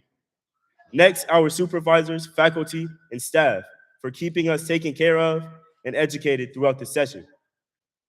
Next, my Cal brothers for being supportive throughout the session, but more importantly, Bryce Hartsfield, Jalen James, Damanye Cardwell, both Sansan and Jessa Ooh, Isaiah Mosley, Christian Plummer, Jaden Prunier, and Kingston White for being there when I needed them and being more reliable than others. Next, Lieutenant Colonel Lloyd for introducing me to Cal, and my parents for taking me to Cal and allowing me to get through it. Last but definitely not least, the three Musketeers, Isaac Neal, and Vaughn and Bryson Prophet. Every night at Cal, I was thinking about coming home and spending time with the best nephews I could ask for. From Isaac refusing to leave my room, to Bryson telling me about his favorite school bus, to Vaughn running to me saying, "What's up, my homie?" They reminded me I had to go through and try my hardest so they can have an uncle they can be proud of and look up to in the future. I'm going off track a little bit, but when I usually get home from school, I watch as Vaughn sticks his head up from watching his tablet, and I hear his little feet pat on the ground when he's running and hugs me, and then runs back to whatever he was doing. To close off my time at Cal, were some of the best and worst days of my life I have ever experienced. Thank you all for listening to my speech.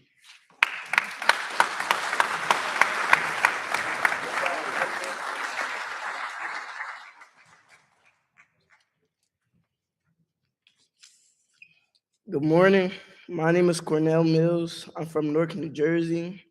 And I came to Cal because I wanted to find my purpose. I was confused on what I wanted to do in life. I didn't even know what the purpose of life was, which left me on a position of uncertainty. And at first, I was scared to start Cal because I thought that people wouldn't like me. I thought that people would see me as rude, disrespectful, or just a black boy from Newark, New Jersey. For God's sake, I didn't even know if I would even fit in. But when I met my roommate Abdul, we began to talk as if we knew each other our whole life. When I met my best friend Sage, we began to talk about music and how it can make you speak at a fast pace and feel nice emotions, or can make you feel very calm. Or like when KJ and Kai used to argue every day, and we just used to laugh at them. Or like when Baron flipped Vinny's boat and Vinny became so livid, but it was funny at the same time.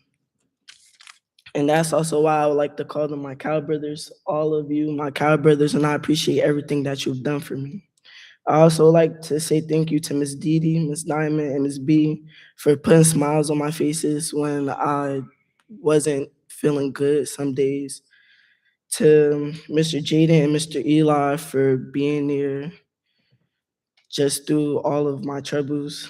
Mr. Kwame, Mr. Petrie, Mr. Glover for pushing me physically and mentally. And to Coach Joyce and Mr. Williams for giving me the resources that I needed, for even accepting me into this program. And thank you to Mr. Amaza and Mr. Galladay for teaching me skills that I really needed to work on, and actually that I could take back home with me. Thank you.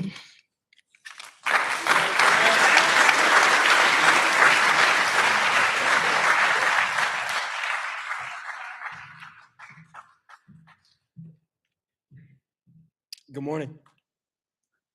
Cal was honestly a roller coaster of emotions. From the first week, I was crying, ready to go home. But by the third week, I was laughing and building connections and finally having fun. It was a challenge that was needed for multiple reasons. Like, I still remember hearing "get on your face" from the first time coming from Mr. Jaden. Felt like nails on a chalkboard. Cal was the most challenging program I think I've ever been to, from the PT at 5 a.m. to the homesickness, but it was also beneficial. We've had so many amazing speakers come to speak to us and encourage us from all over America. And for that, I want to thank Mr. Williams and Coach Joyce for giving me all these opportunities. My life before Cal, I was lazy and had a terrible attitude. But Cal changed me for the better. So I want to thank my father. I didn't know what he was getting me into, but I'm happy I pushed through and came. And now I'm standing on this stage doing something I could never imagine. So thank you to faculty and staff, all my counselors, and my father for pushing me to this point. Thank you.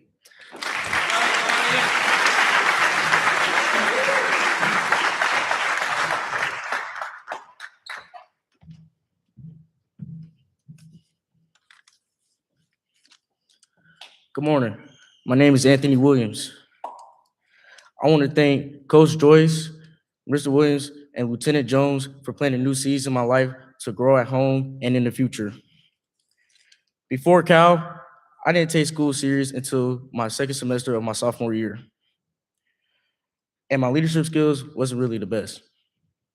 My JROTC instructor then recommended Cal to me.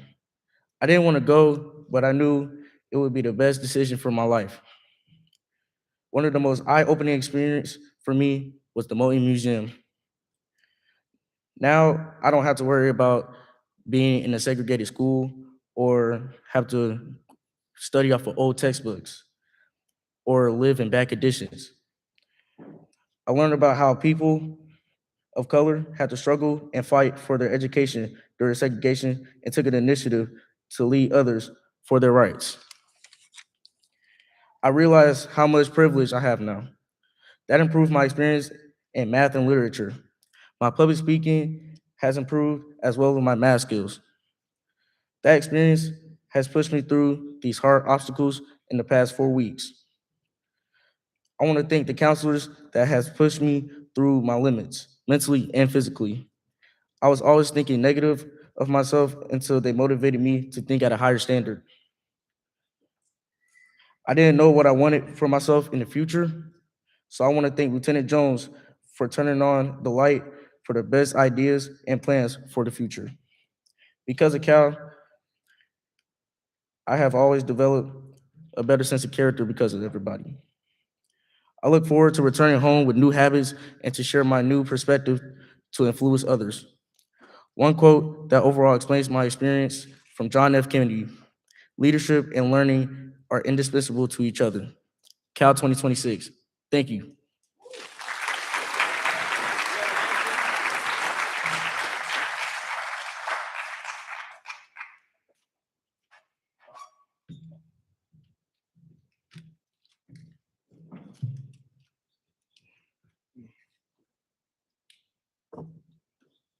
Good morning, everyone. Thank you for coming to the closing of our 2026 Cal session. My name is Keone Daniels, and I am from Fredericksburg, Virginia. Cal, also known as College Orientation Workshop, was a big experience for me. There was many things I learned, such as accountability, responsibility, leadership, and the steps to achievement. However, there was one thing that stuck to me throughout this program. That is trust. Although there was many mentors, guest speakers, and supervisors, I began to realize the only one who could truly teach me how to trust was myself. I gradually learned what that really meant the more I understood and grew with my Cal brothers. So, what does trust really mean? The meaning of trust is to believe and help push each other through these challenges physically and mentally, such as the pamper pull activity we did or the house mountain hiking trip we did. Trust is to hold each other accountable for your mistakes and their mistakes, and to know when there is right from wrong. Trust is to believe in your leadership, your work ethic, and your responsibility to be a wise leader while continuously growing smarter and faster every day with the Cow brothers over this period of time. Trust is to understand each other's flaws and morals, but it's to still help each other learn and cope with those flaws. Trust is to have your Cow brothers follow your lead down the right road and you follow their path down the right road.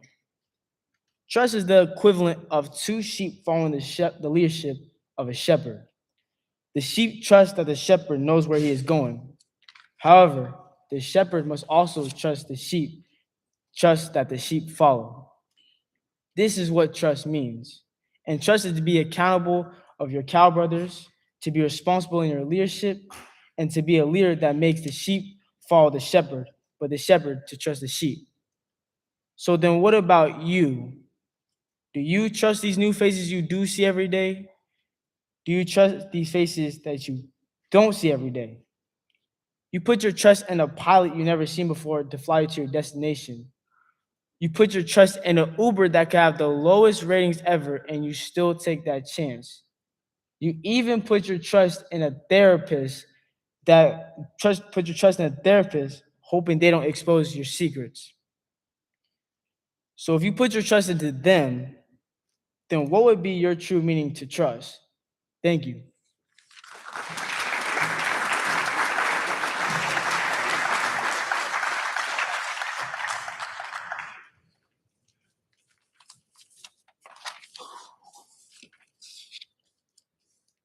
Good morning, everyone. My name is Samson Wu, and I come from St. Paul, Minnesota. I want to thank all of you for joining us at the closing of our 2026 College Orientation Workshop. I bless you all in hopes of safe travels. Before arriving at Cal, I was lost. I had no vision. I was constantly overtaken by fear. I kept procrastinating. And on top of that, I was a quitter. I began to doubt myself on the things I gave up on, so I decided to find opportunities that could help me change. That was when I found Cal. After my arrival, I called my lovely parents to say goodbye and promised them that I'll come back as a whole new person. As I live in Minnesota, I decided to give it my all and face the challenges in front of me.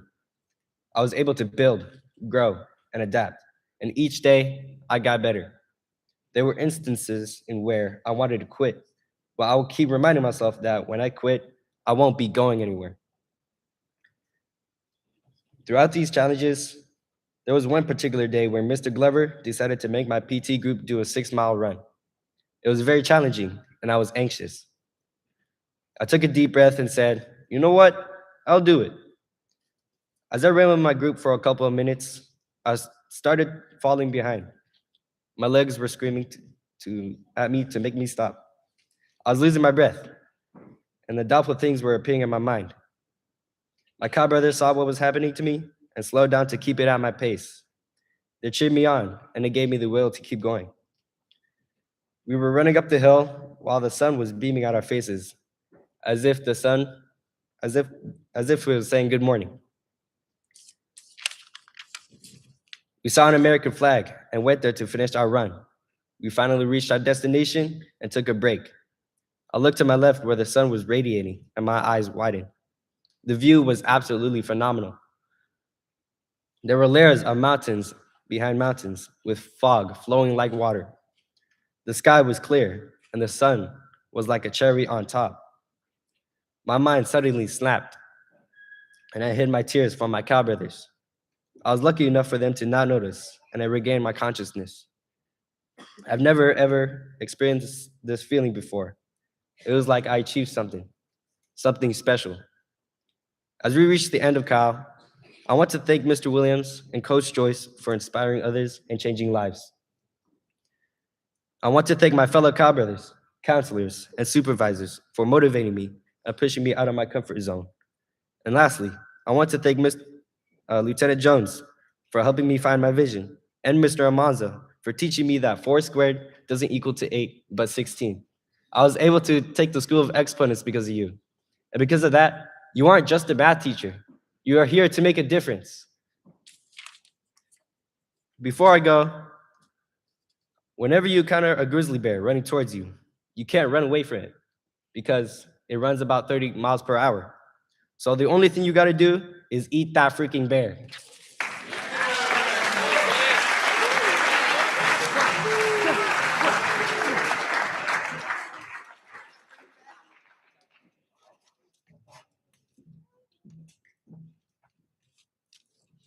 Hello, everybody. My name is Kingston White. Hello, everybody. My name is Kingston White, and I just finished the most physically and mentally demanding month of my life. Not month of my life. When my parents first told me about Cal, I was hesitant, not because of the physical work or the strict schedule, but the fact that I would be away from home for a month. This would be my longest time away from my family, but I buckled down and decided to go. Within the first week, I thought I made a mistake. I wanted to leave. I questioned the point of the program. I didn't know why I was here. It felt like it was only about physical work or learning math. I went to bed grieving about waking up to physical training, but then I realized it's not about the push-ups or math work. It's about the drive and discipline to grow mentally and physically. When I became aware of this, I pushed myself to my limits. Mr. Williams once said, while working out, that stuck with me. Pain is weakness leaving the body. When I heard this, I quickly understood that to be stronger, you have to leave weakness behind. You can't grow with your leave weakness behind. You can't grow with your same habits. A good analogy of this is a plant can't grow in bad soil. For the plant to grow into something new, it needs to be put in good soil. As I come to the end of my speech, I want to say thank you to all my counselors, Cal brothers, Coach Joyce, Mr. Williams, and all the Crozet staff for being the light of my day. Thank you everyone for your time. Have an amazing day.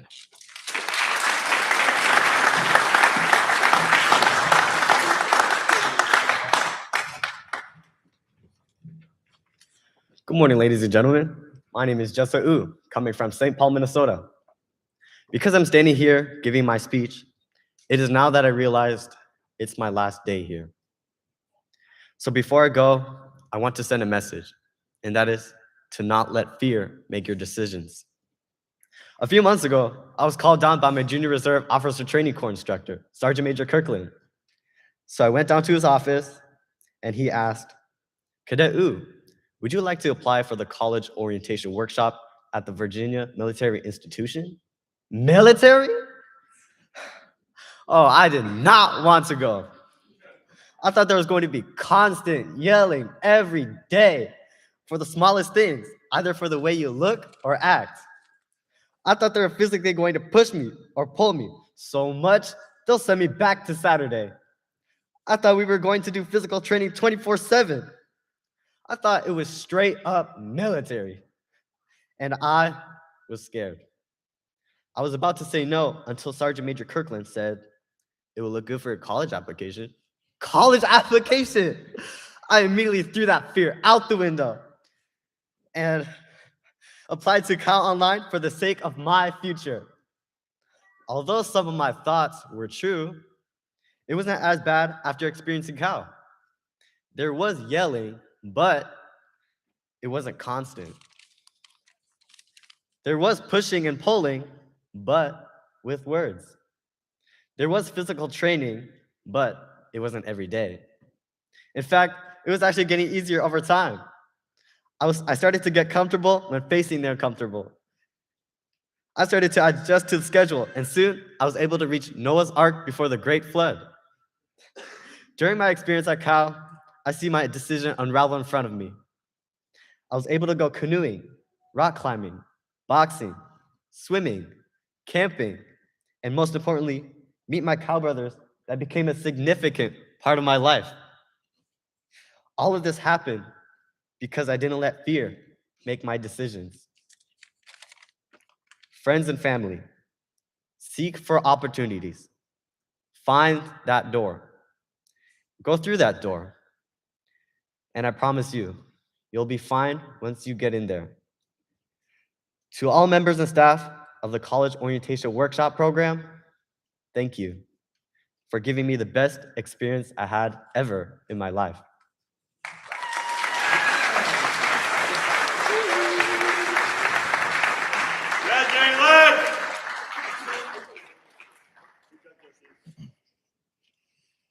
Hello, my name is Jalen James, and I am from Woodbridge, Virginia.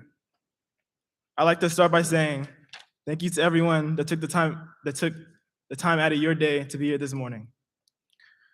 When I first arrived and entered the gates at the entrance of the barracks, I knew immediately this place wasn't for me. Before coming to the program, I honestly thought that it would be a walk in the park. But after finishing the orientation day, Mr. Durite, I realized it wasn't.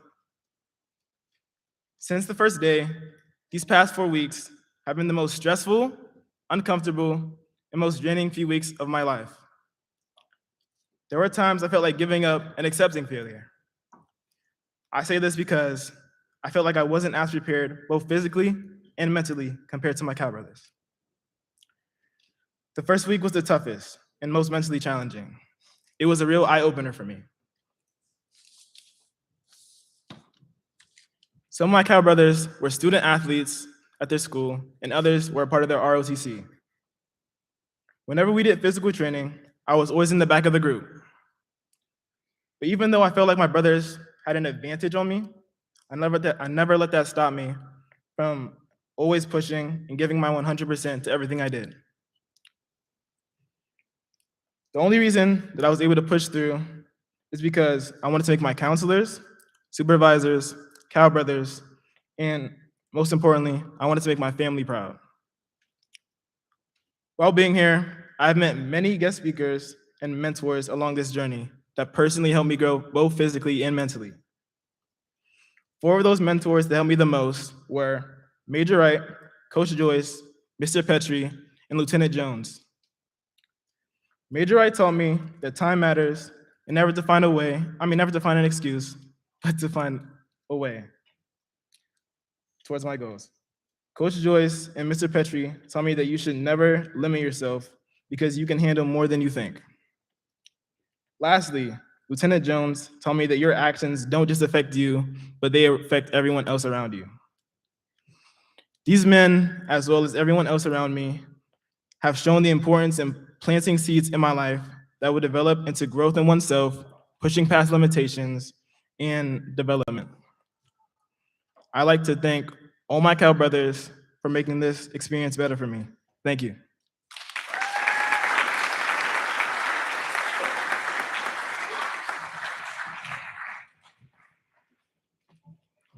Hello, everybody. Good morning. Today, I want to take you back to the summer of 2025. I was 16 years old, and I got recommended by my JRTC instructor to attend Cal. It was because I was a C average student, and I really needed to turn my life around. My first year of Cal, I didn't want to be here, and I made everybody else's problem. I made everyone else get in trouble because of my bad attitude, and I was always arguing with someone. I ended up getting participant because of my bad decisions and actions.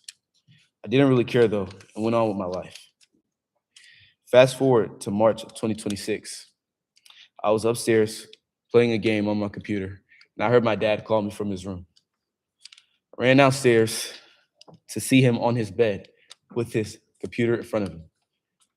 He turned it around, and my heart sank. You all could probably guess what was on that computer screen. Cal 2026 application page. I asked him why I had to go back, but he wouldn't let up because he had a vision for my future. He also seen the benefits of this enrichment program.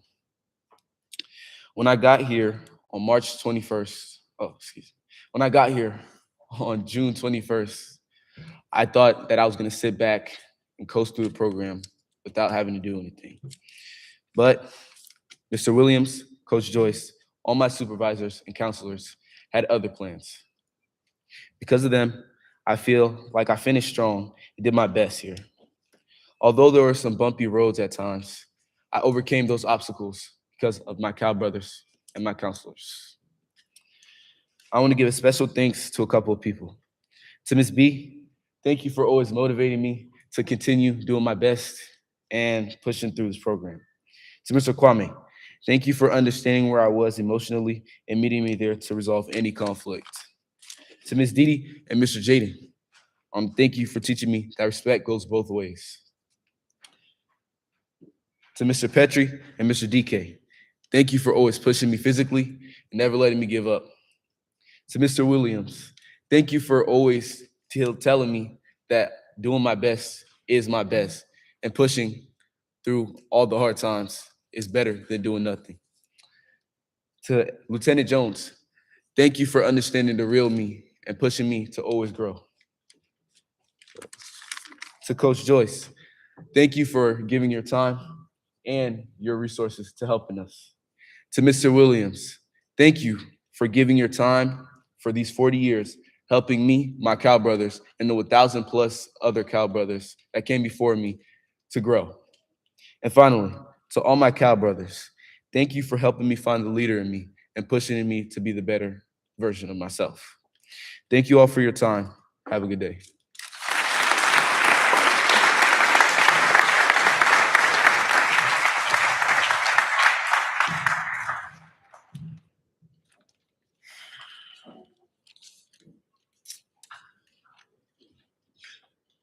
Good morning, all. My name is Christian Azim Plummer, and I'm 17 from Richmond, Virginia. Welcome to the 40th Cal graduation ceremony.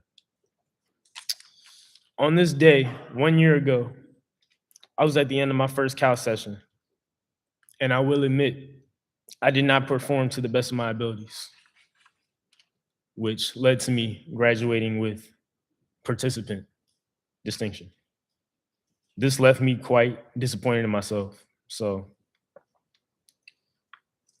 when my mother told me that I would be returning for a second chance at redemption, I made a promise to myself to do everything that was asked of me in greatness. However, upon my arrival upon campus, I felt an immediate wave of dread wash over me. But after the first do-right and becoming acquainted and reacquainted with my Cal brothers, my attitude shifted significantly. After this, I felt as though I could accomplish anything as long as I was alongside my brothers. From eating the bear at the track first thing in the morning to hiking up House Mountain. I would now like to thank a few people for their support along the way.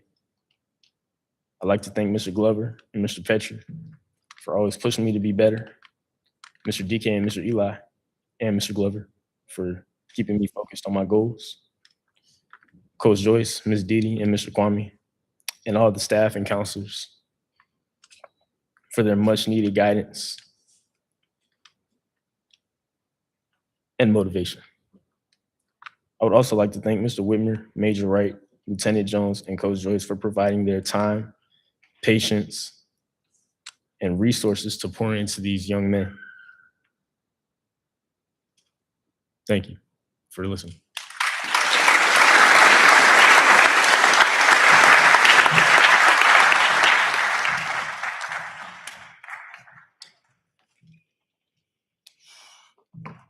Good morning. My name is James Lukalinga. I'm thankful for everyone taking their time to be here. I'll stand here before you today to express my experience at the college orientation workshop and how it's developed me as a person. I thank the Cal supporters and your financial commitment to further our strengths, our mission, and our mental and physical challenges. That define the Cal sessions, I have developed a stronger sense of character and discipline. After I heard about Mr. Gorham's speech about crabgrass, in which he said cutting off people in your life that are liabilities to which are holding you back from your potential. For example, a friend who wants to get you in bad situation you know can jeopardize your progress, future, and life. Someone you should always close out the door.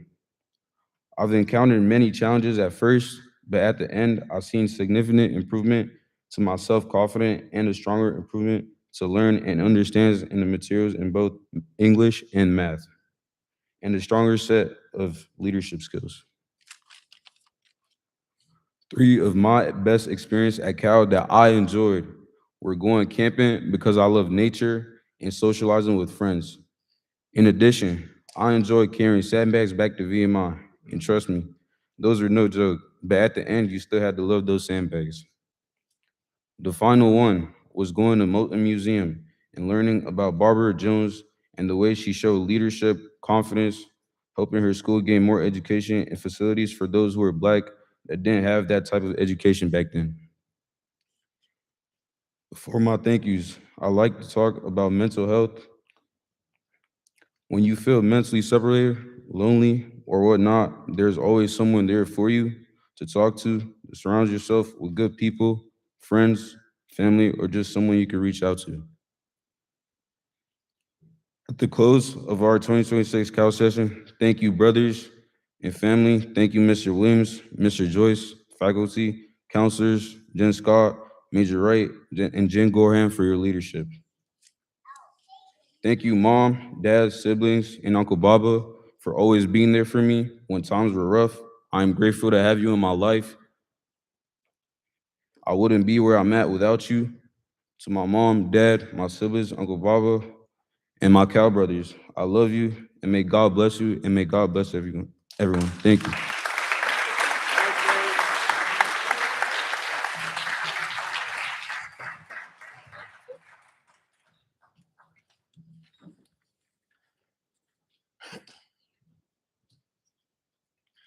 Good morning. My name is Jeremiah Pinkney. I'm from Morningside, Maryland. And in my time here at Cal, I learned a few takeaways that I want to share with you all. First off, Cal did a great job of teaching me a little bit of what college may be like. This consists of what our schedules look like, the rigor of classes, and me not being able to rely on my parents. Here at Cal, our schedules are very packed, and we don't have much time to do what we want to do. Similarly, the rigor of classes ties right into the schedule. Classes make up a big percentage of our schedule, and not to mention how difficult they can be at times. This taught me a lot on how life is not always fun, and sometimes it can be difficult. And what taught me the most was me not being able to rely on my dad or my mom for every answer to my problems. At Cal, I learned how to be responsible for myself and my own problems that I created. Secondly, I have learned many life skills and lessons from staff. Over these past 4 weeks, I have learned the importance of my self-hygiene, social life, and physical training. Thanks to all the long Eat the Bear workouts and Major Wright, I learned how important my hygiene was. When you go through a long workout and you may see some of your Cal brothers skip a shower, you may look at them funny or hear some of your Cal brothers say a funny joke at them. Major Wright also did a great job of explaining to me and my Cal brothers why your hygiene is so important. For me, stepping out of my comfort zone just to socialize with other people and not just the same group was a bit of a challenge. This taught me to never let fear stop me from anything. And through intense physical training, I learned to stay disciplined, focus on the task at hand, and never give up. I even ran my first ever 10K.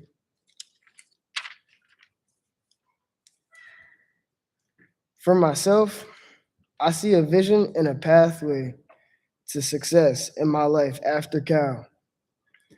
Now, that pathway may have some obstacles trying to stop me, but with dedication and faith in the Lord, I can do all things through Christ who strengthens me. My dad always reminds me of this whenever I'm working out. But if I can't hold myself accountable for my actions, that pathway to success can lead to a one-way road to failure. Being here at Cal, I learned how it's better to be accountable and accept the consequences that you get rather than to not be accountable of yourself and face what you have done wrong. I want to give a few shout outs to Mr. Glover. Thank you for being so inspirational and motivational. You were the first person that I looked up to at this program.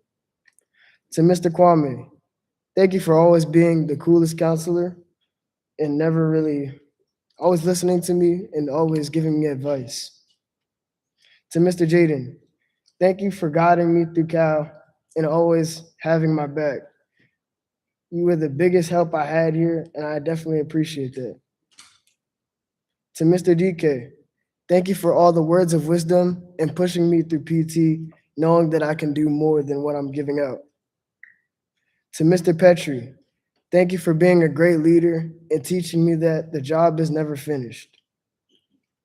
To Mr. Williams, thank you for being calm and not always yelling at us and teaching us that there's more ways to teach others rather than just using your voice of yelling.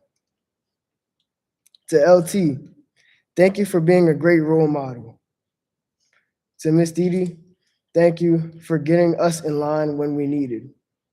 To Miss B, thank you for always bringing the life to the party. And to Miss Diamond, thank you for being so kind to us and never making us push. To all my Cal brothers, always remember to soar high like eagles. We are the 40th generation of Cal, so let's act like it. Thank you.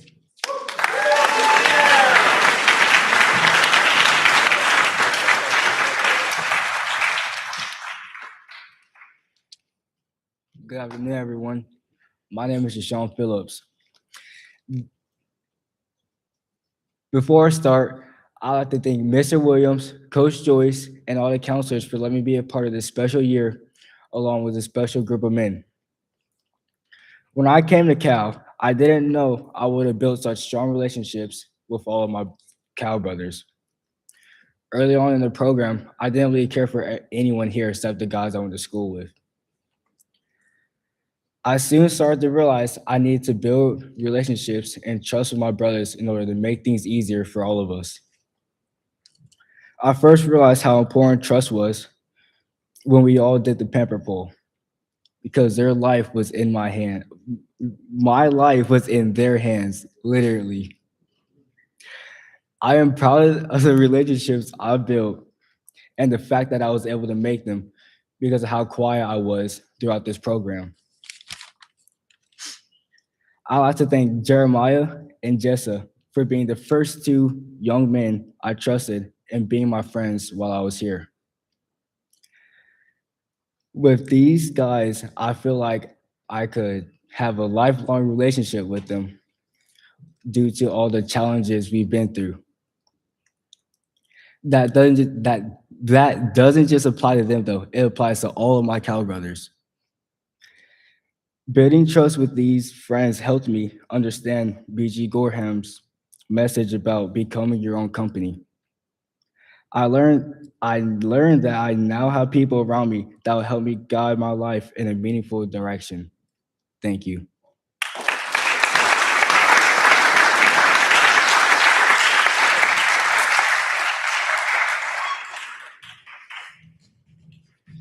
Now Ledbetter. Good morning. My name is Jerron Ledbetter, and my experience at Cal is something I've never had before. I never had some of these experience when I came to Cal, but thanks to Mr. Whitmore and his guides, he always found a way to help me, like teaching me how to fold sleeping bags, teaching me how to ride a canoe with my friends.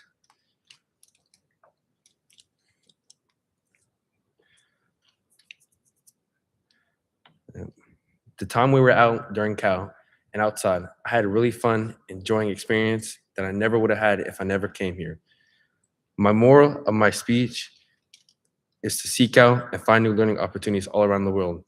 Just because you learn something doesn't mean you can't keep learning. Life is precious. It takes 9 months for you to be born, but you can be deceased in a blink of an eye. So learn as much as you can while you're still striving. Thank you for your time.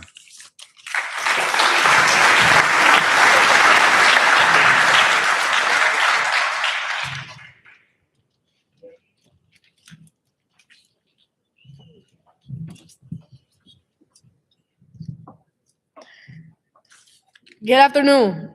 My name is Delonte Vini. I am from Rayford, North Carolina.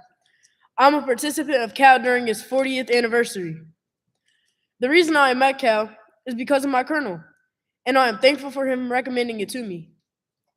To my mom, thank you for everything, from listening to me, bicker, to comforting me when I was crying, and most importantly, thank you for never giving up on me and pushing me to be the best me.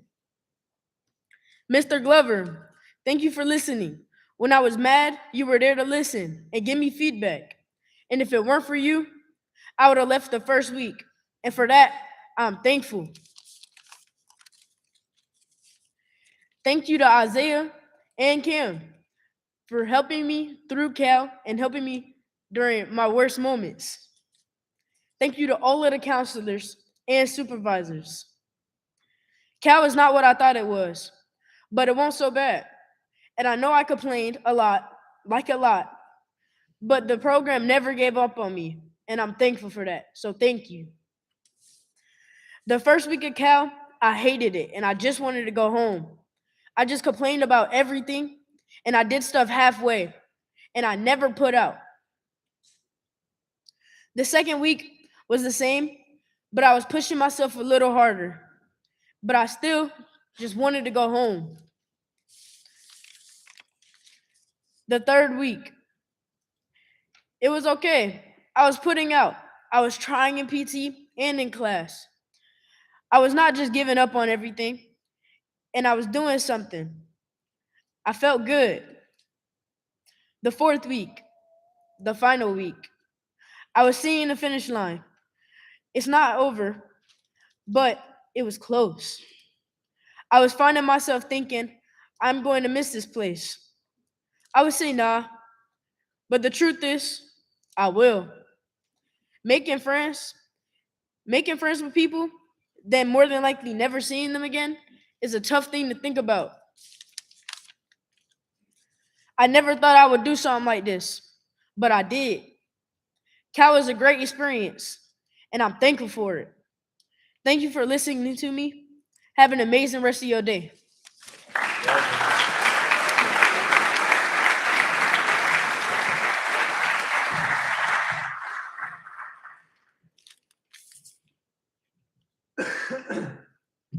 Gotta clear my throat. Good morning, everyone. My name is Joshua Klett, and I'm from St. Paul, Minnesota. Today, I'll be thanking the Lord. Without Him, I would be nothing. Every single one of us has heard Mr. Williams say, "Fly like an eagle." Some of us are eagles. We fly to new heights, but some of us are not. What about them? What are they? My mom told me a Native American story about those people. It's called The Eagle and the Crow.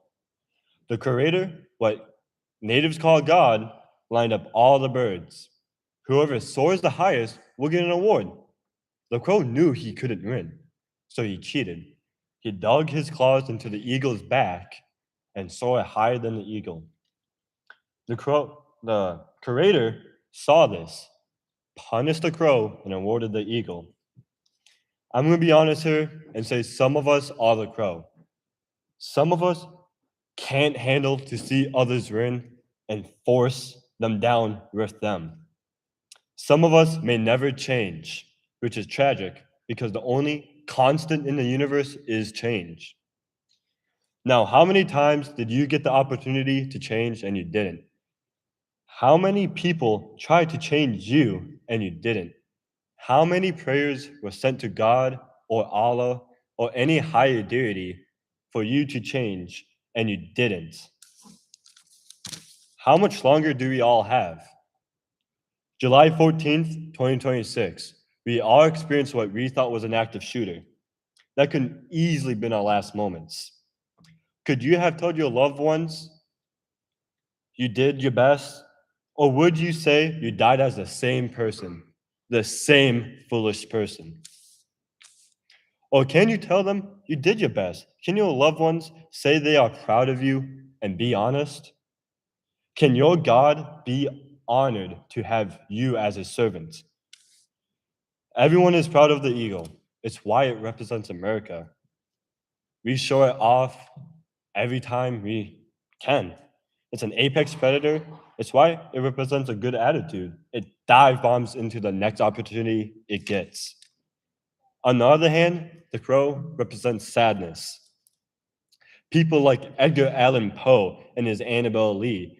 No one who is happy looks up to the crow. And once you are the crow, nevermore you will experience happiness. Those choices in your hands now. Mr. Williams and Coach Joyce can't keep you here forever. It would be tragic if I didn't mention the bravery of the counselors during the shooting. They was running out, they pushed students into the bathrooms to make sure they were safe. Then you have Miss Diamond, who just didn't care and just walked her way to the shower. To be fair, she didn't know what was going on, but as my speech comes to a close, the eagle will soar higher while the crow will master the art of self-hatred. And next time you see the bear, rip out its heart and eat it in front of its face, just to insult it. Semper Fi, and thank you for listening.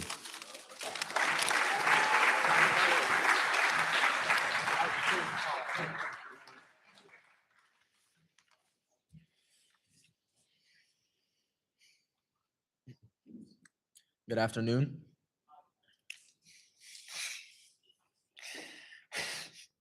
I hope everybody had safe travels to celebrate this graduation with the Cal class of 2026. My name is Bryce Hartsfield. I'm 16 from Waco, Texas, and this is my first year in the Cal program. Coming into Cal, I was very insecure of what people would think of me, especially knowing I would have no family around to guide me throughout the hard times of the program.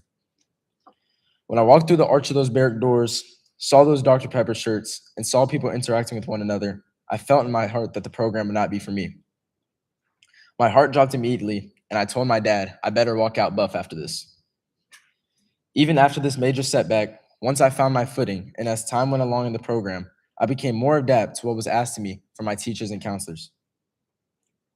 A very gut-wrenching fear that I'm growing to love is public speaking, which wouldn't have been possible without Mr. Galladay giving me the confidence to speak amongst large crowds, and to Mr. Jaden for the constant support of helping me no matter what. A way that I overcame this fear is by being assigned our Who Do People See speeches in class. This speech was designed to talk about what I thought people saw on the outside, but also how much more of me there is on the inside. In this speech, I talked about how much confidence I really have in myself, both my mental and physical strengths, but also my weaknesses, like self-control. I found how much my leadership has improved while I've been in the program compared to being in my hometown. I found out my strengths through the morning PT runs every day, whether it was a small run around North Post with Mr. Petrie, or hearing the words, "Get on your face" by Mr. Glover at 5:40 a.m. These events really opened my mind to the idea of mind over matter. I found my way of leadership by holding myself up to a high standard, but by also helping my Cal brothers succeed to that higher standard themselves. I found out how athletic I can truly be from the first day of orientation. From the wheelbarrow pushes up the hill, to running those treacherous stadium stairs, or to even holding a front lean and rest, even though my mind said give up, but my heart said don't quit. This day will stick with me knowing I can push through any obstacle that may come my way in the future. I then found my confidence by having the best Cal brothers I could ever ask for. Waking up every day and knowing I have a group of guys that are willing to work no matter how tired or stressed they are is the best feeling a man can have. I would then like to thank all of the counselors and staff a part of the program for helping me along the way. I'm grateful that the Cal program has given me the opportunities as well as the confidence to know how my fellow peers see me. I would then like to mention some of my Cal brothers that have made this experience very easy and outgoing throughout these past 4 weeks. I would like to mention Jaden Prunier, Christian Plummer, Demania Cardwell, Jeremiah Pickney, Delonte Vinny, Isaiah Mosley, Michael Carter, my cousin Camden Fuller, and Keone Daniels. I would also like to mention my OG Cow brothers from our counselor group, Boys to Men. You guys are the best brothers I could ever ask for, and I hope we stay connected throughout our journey of life. I would like to thank my parents for pushing me out of my comfort zone and giving me the opportunity to come to this amazing program and give me the skills to grow in life. Lastly, I would like to thank my Lord and Savior, Jesus Christ, for blessing me with the opportunities while at this program to live through his glory and through his strength and power. One final message I would like to leave with you all is, you can put your mind to anything you think is possible, and in the wise words of Major Wright, don't find an excuse, find a way, and don't forget to eat that bear. Thank you.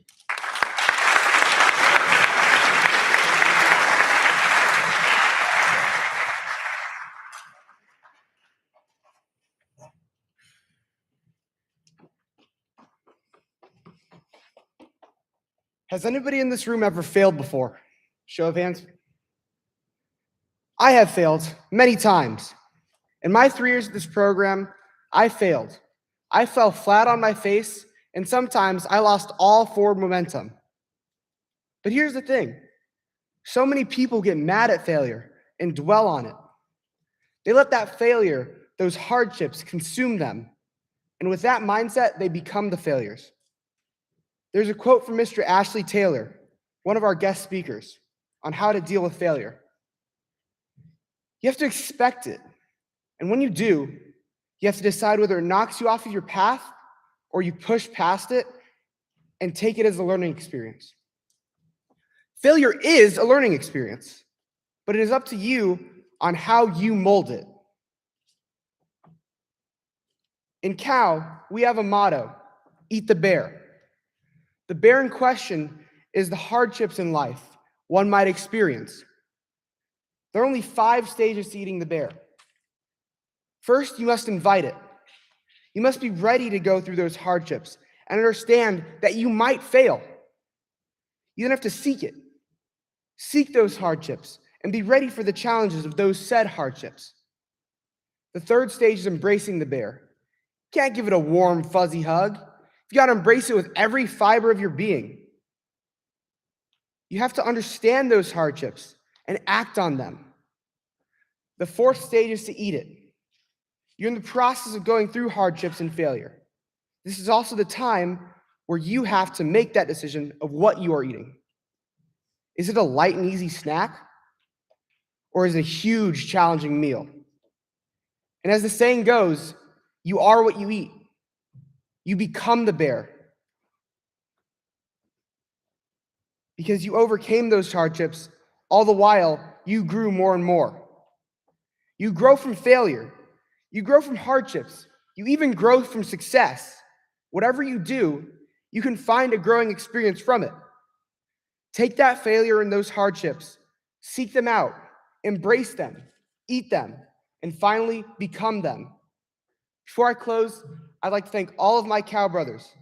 I'd like to thank Mr. Williams, who seems to always have an ever-flowing fountain of knowledge. I'd like to thank Coach Joyce for his kindness when struggling through the hardest things. I'd like to thank Coach Whitmer, who I personally had long talks with about theology and philosophy, both in which he has a doctorate in. I'd like to thank Admiral Kevin Scott for letting me under his wing and mentoring me.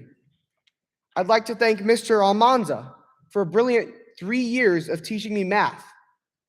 I'd like to thank Mr. Galladay, whose cunning use of hand gestures and play on words led a well-made English class.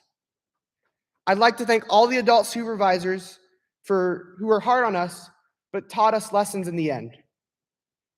And I'd love to thank all of my counselors. You guys are the ropes, are the knots that tied those ropes together. Without you guys, we would just be a jumbled up mess. My name is Miguel Dean Diaz-Barriga. Thank you all for your time. And remember, it is never too late to seek growth.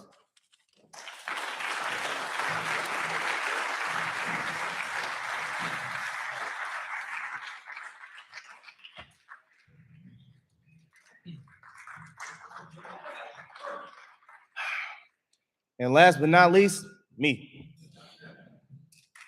Good morning. My name is Isaiah Mosley. I'm from Pittsburgh, Pennsylvania. And before I get started, I want to thank you all for coming to our final chapter of the Cal program in 2026. Fellow Cal brothers, we made it. I'm proud of each and every one of y'all. If I was to summarize my experience with personal feelings, they would be as followed: grueling, distant, unbearable, and draining. But it was also inspirational, prophetic, and growing. As you may notice, these words consist of the good and the bad.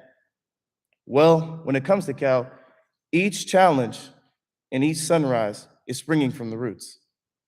That's where I had to use the little resources I had and depend on the camaraderie of my fellow Cal brothers.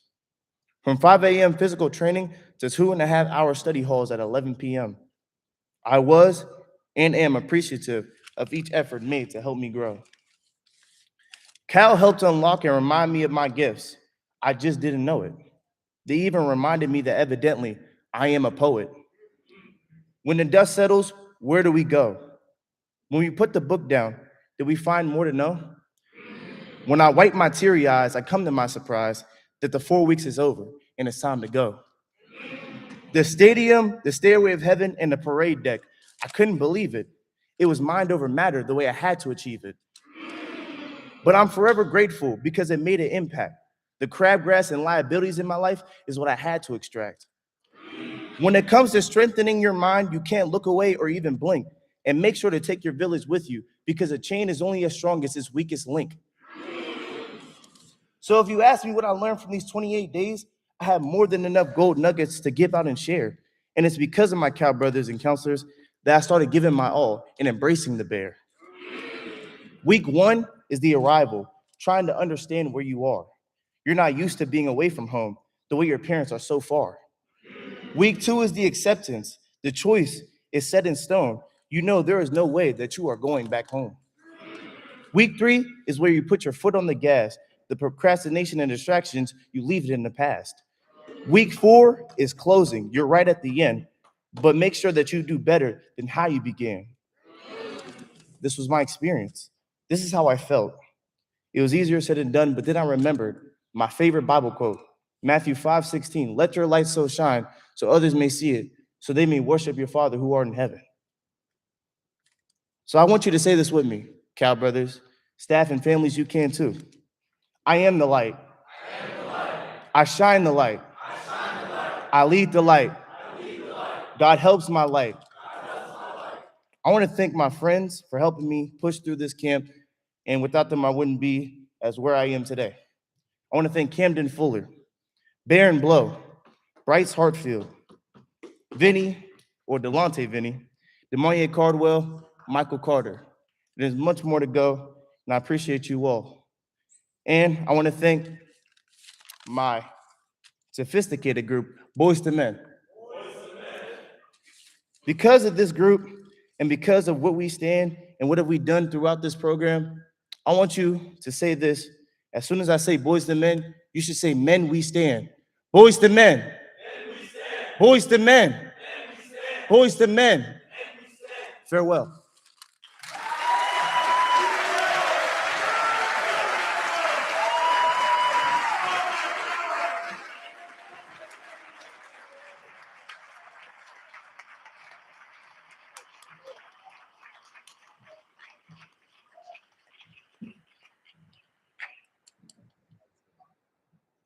What an amazing group of guys, amazing group of speeches. So one more time, let's give them a round of applause. Like, really good job.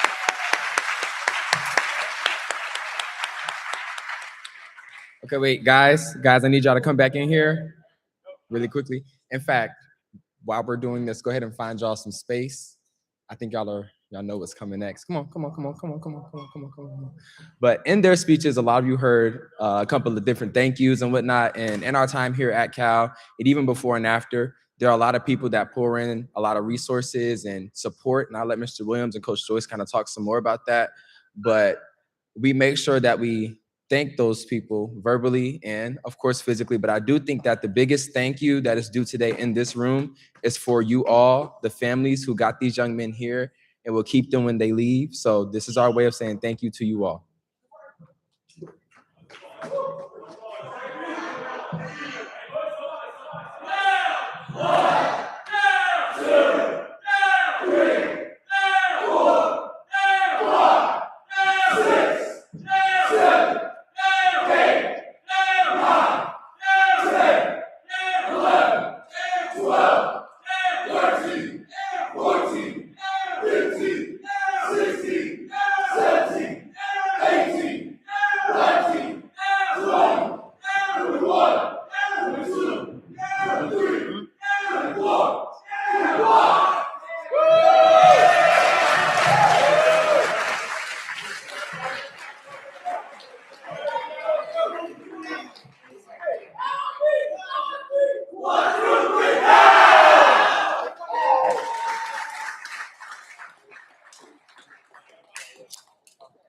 Hey, while they find their seat, and we'll let you get a big group picture at the end, I want to recognize two people here I overlooked earlier. We have a couple Cal graduates in the group. Brennan Blow, stand on up here. What year, Cal? What year? 22? Brendan was a class of 22, 2022 Cal graduate. And Baba Ibrahim, where are you?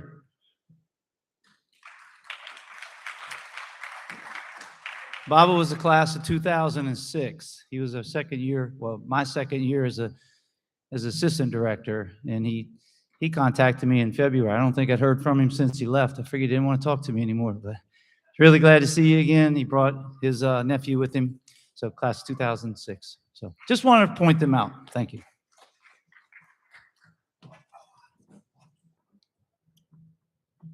I wanted to do a couple of additional acknowledgments. I wanted to acknowledge Vice Admiral Kevin Scott. You saw him down here greeting and encouraging the guys. He's had several visits here. So I wanted to thank, Admiral Scott, where are you?